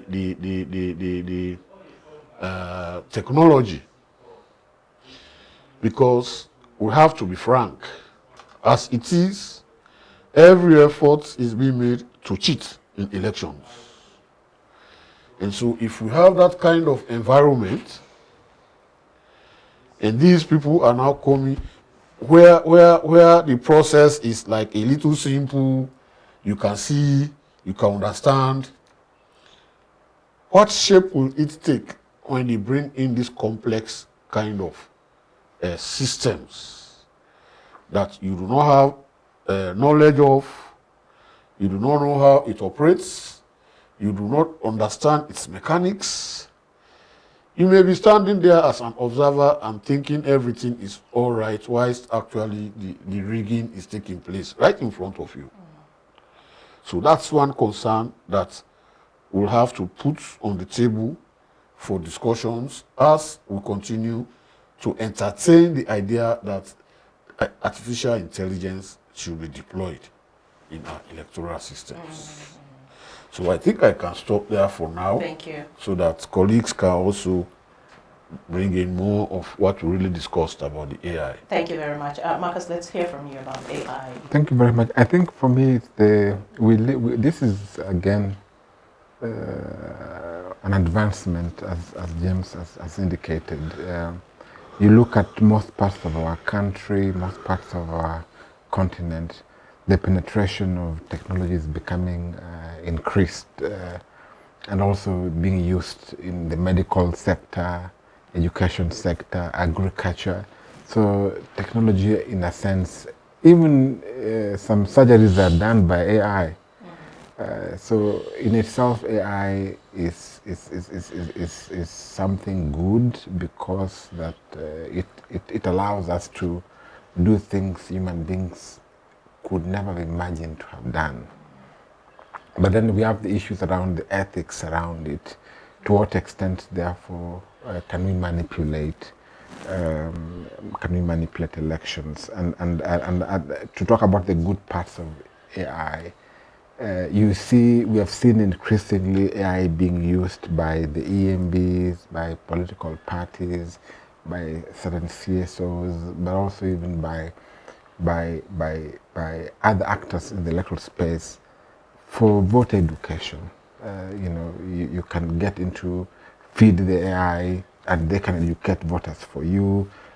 Some instances, especially the assisted voters, could also be assisted using AI. So AI is good, even in terms of the use of technology. For example, where I work in, we rely heavily on technology for observers to send their reports. So the system that collects that report, that analyzes that report, is heavily it is tech assisted.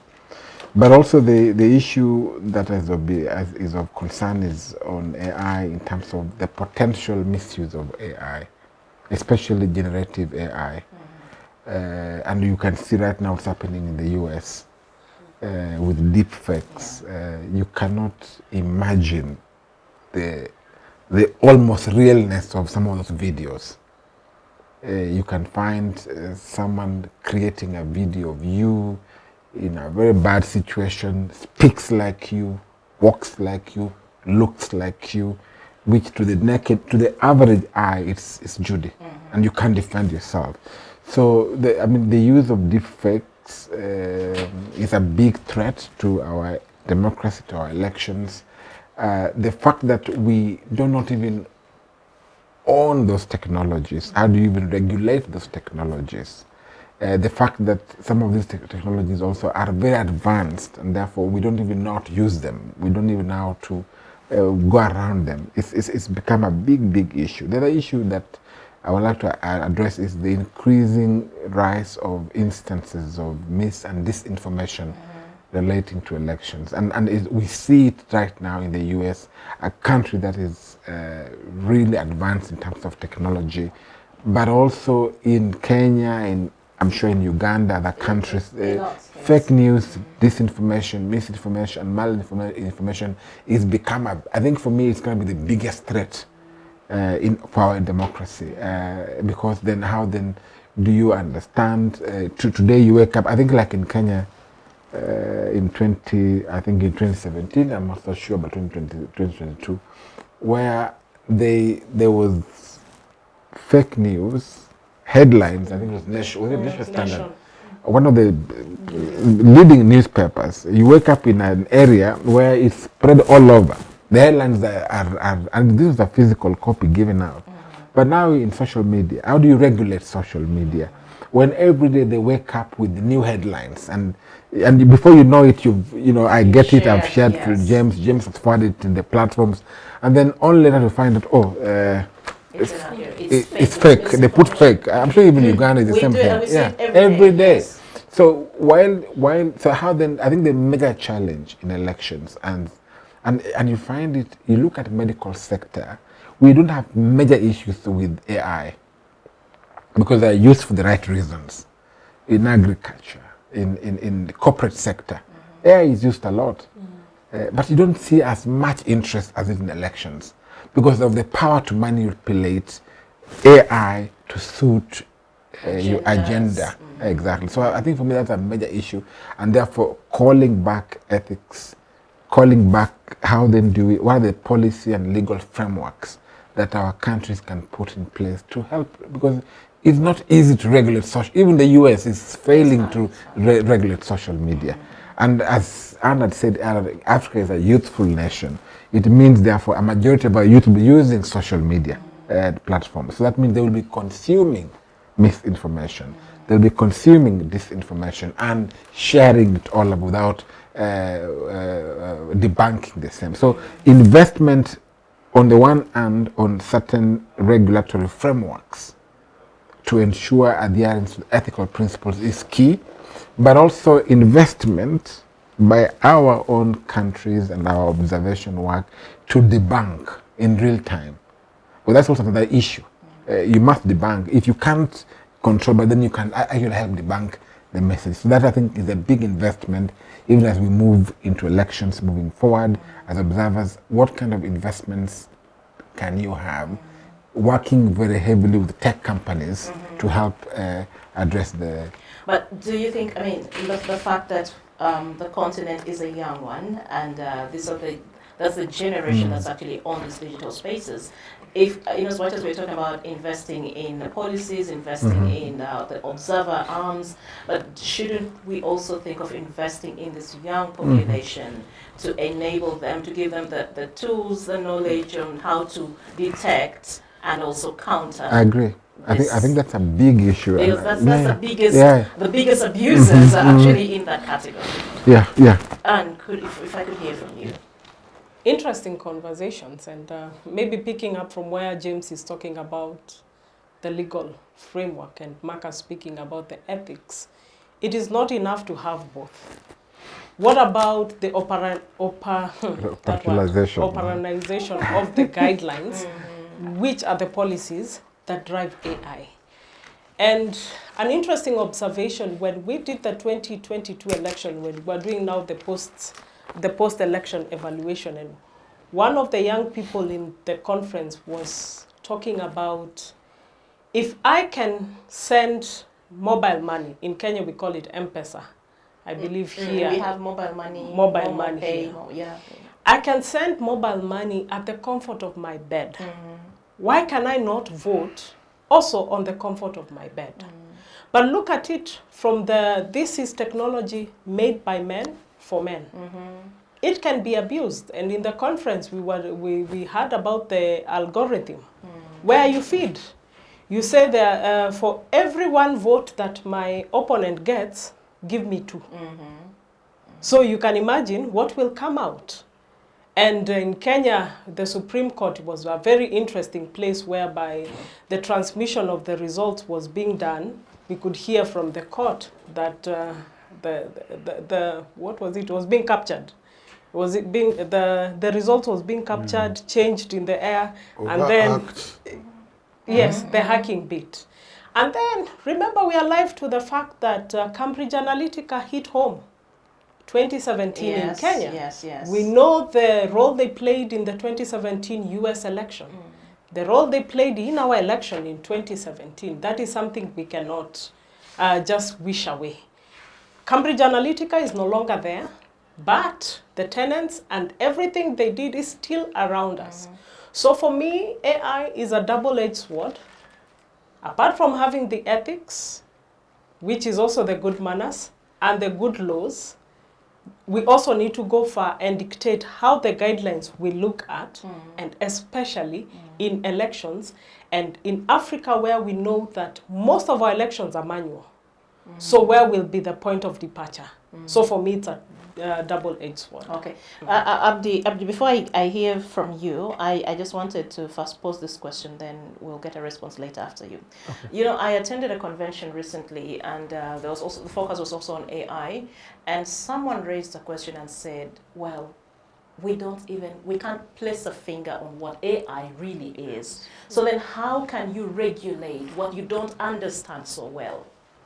I would like us to just think about that as I hear from Abdi on the issue of technology and the threats and opportunities they present.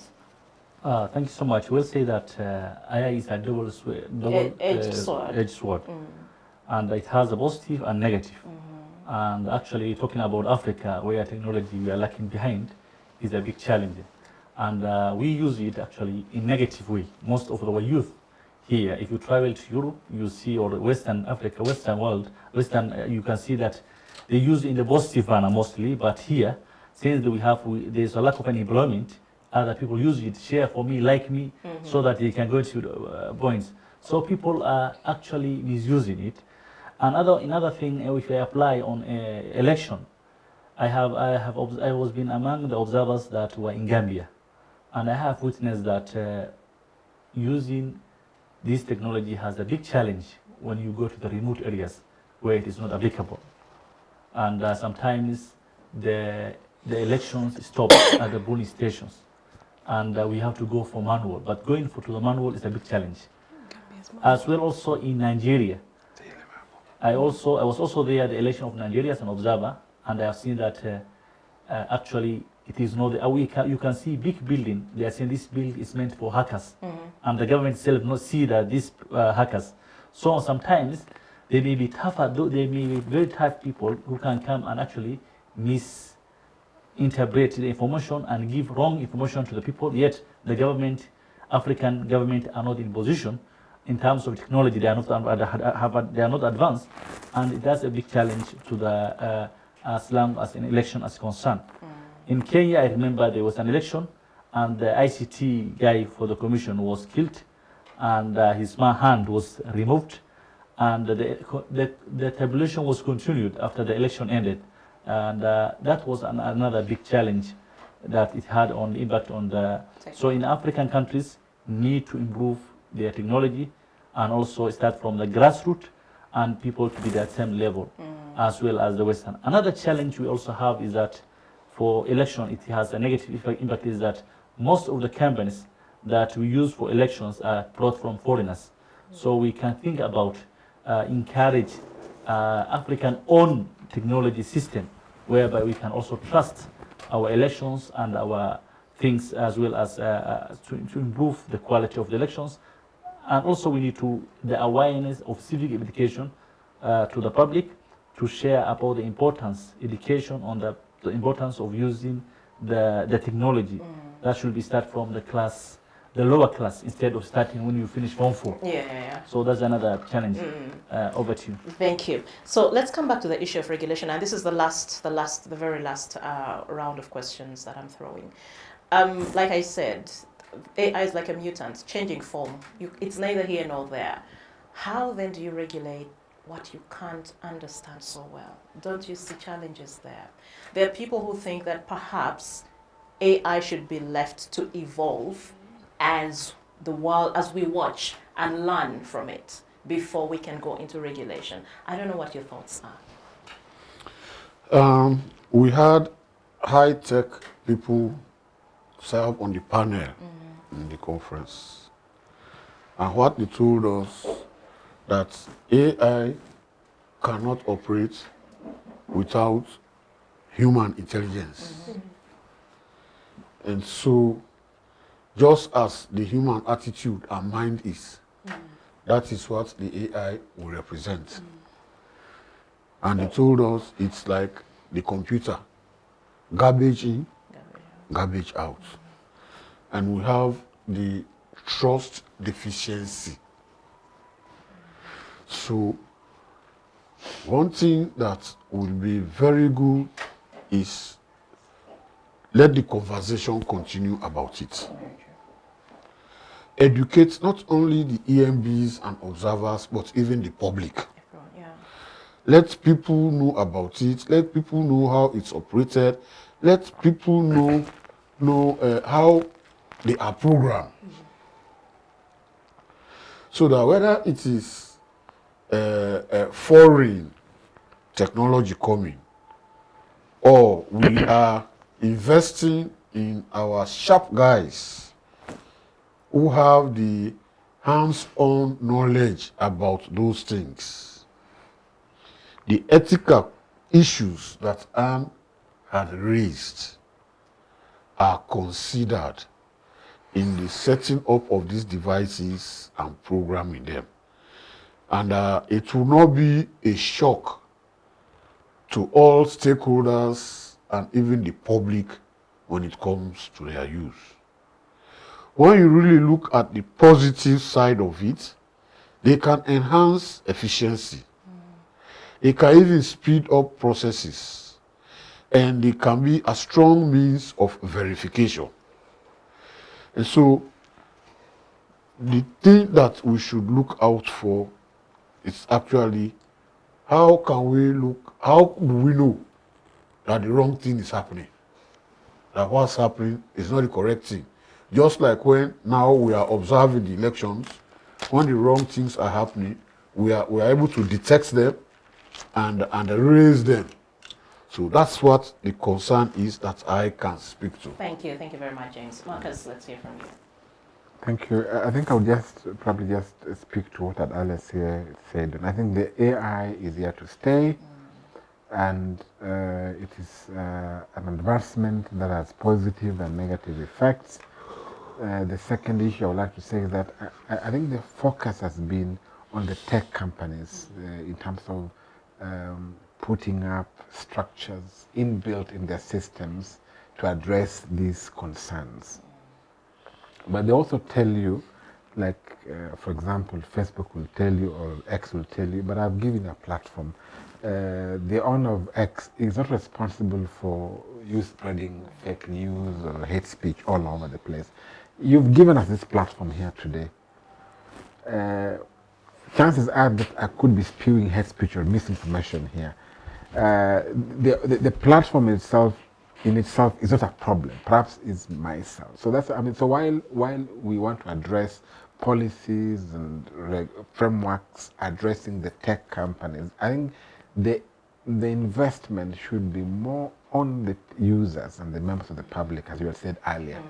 So I think constructive and such efforts should be made on the users of AI, which is you and myself. That before I like or share or spread, I need to be very sure that what I'm doing is true information. Then the other part is that how then do I also know that this is actually true? Because in most cases, guys reshare what they actually think is true. So not because they really intend it to be a misinformation, disinformation. So I think the heavy investment should be on us who are users, especially the young people that are using these platforms, to use them for the correct way. So I think I see that as an opportunity, rather than putting so much money and effort on laws. As you said, these are mafas, you can't touch it. But you can touch the users. Yes. You can touch the users and educate them. It's just like HIV/AIDS when it came into force. It has taken us so many years even to get understand the what virus. It is, Yeah. But then we talk about the behavior change. Yes. That has really worked in most countries. That even the increased decrease the rates of infection. So even this infection, if you want to call it, can be addressed by addressing behavior change. True. That's what I would say. Thank you. That's a good perspective. And For me, Africa cannot wait. We have to plunge in. And a good example I can give is a newborn. Once they see a gadget, and I will use the phone for example, they keep quiet. Take that gadget away from them, and they start screaming. Who are these people? These are digital natives. My colleagues here on this panel, we are all digital immigrants. Africa is a youthful continent, so we have no other choice but to plunge in. But now, how we do it is what Marcus is saying. We have to change our mindset. And I remember one of the colleagues at the conference where he wanted to study AI at Makerere University, and he was asked, who is going to supervise you? And I'm like, yeah, it also needs to start also from the academia. We need to having these programs in our learning institutions. And as Abdiaziz had put it, also in our schools, let this curricula come up. Because as a youthful continent, we are not doing away with these gadgets. These gadgets are here to stay. So we have to find a way to live with the gadgets. But also, make use of it and make the users of the gadgets also to be responsible users. My phone, for example, I have Gen Zs in my house. For me, I know how to call, to send text, to look at my email. My girls, when they take the phone, my goodness, the things and the applications they tell me that are on this phone, you don't even know it's your phone. Yes, I'm like, it's not even my phone. That's true. So now it's the same thing. If we empower these young ones to use these gadgets responsibly, then we will not struggle with AI. But again, as Marcus and James put it across, we don't own these technologies. Can we invest in our Silicon Valleys and more of them? So this also brings the change of mindset with governments. Do not look at these young people as a threat to the regime or a threat to democracy, but how they can enhance. I remember there was one young man who was caught in Kenya a few years ago because of hacking the KRA server. KRA is the equivalent of URA here. Revenue Authority. Authority. And this young man was arrested. And Kenyans were saying, instead of arresting this young man, why can you not use him to get the people who are defaulting in revenue collection, for example? So if you would use this person, you'll be able to get more other customers who will be paying taxes into the regime. Use this knowledge for constructive purposes. Yes, thank you. Abdi, let's hear from you. Your thoughts on AI? Thank you so much. It was well said about the AI is very important and useful. And my suggestion is that African countries or African continents should invest more in technology and actually more to the youth, more to the education system. And you know, AI also supports and is very important for this. It's security. It's about the country to prevent challenges they have security. So my encourage that we need to use AI on a positive manner, and we need to put more effort, and we cannot let behind. And we have to move with the world, and we need to put more effort on that. Thank you very much, gentlemen and lady Anne. I think we come to the end of this conversation. I do appreciate you for your time. Abdi, you wanted to say something? Yeah, I just want to add one thing that I forget about is that since I'm representing the country of Somalia here, I want to tell the world and also tell other African countries, Somalia is progressing and moving forward. And recently, the Somali government is representing on the UN Security Council non-permanent in Africa. Also, the debt relief embargo, the debt relief has been $5 billion have been relieved in Somalia, and also the arms embargo has been removed from Somalia. And also in terms of security, the country has captured more than 15,000 kilometers which were under the Al-Shabaab, and that's a quite improvement that we need to share the world until that Somalia is secure and we want to actually invite you to come to our country and invest and be part of the development of the country. That's really positive news. That's, I mean, claiming all that territory from extremist forces. I think that's, for me, the best news I've actually had. Thank you so much. We applaud you for the progress that you've made. To each one of you, I can't express my gratitude enough, but we have to come to the end of this conversation. Thank you very much. This is it for on Citizens Chat Show this week. We'll be back next week, same time. Special thanks to our guests who've made it from land so far away to be here with us. We do hope to have you another time you in Uganda, and I hope you enjoy the rest of the remaining few hours you're left with and make the most of your time here. Thank you very much.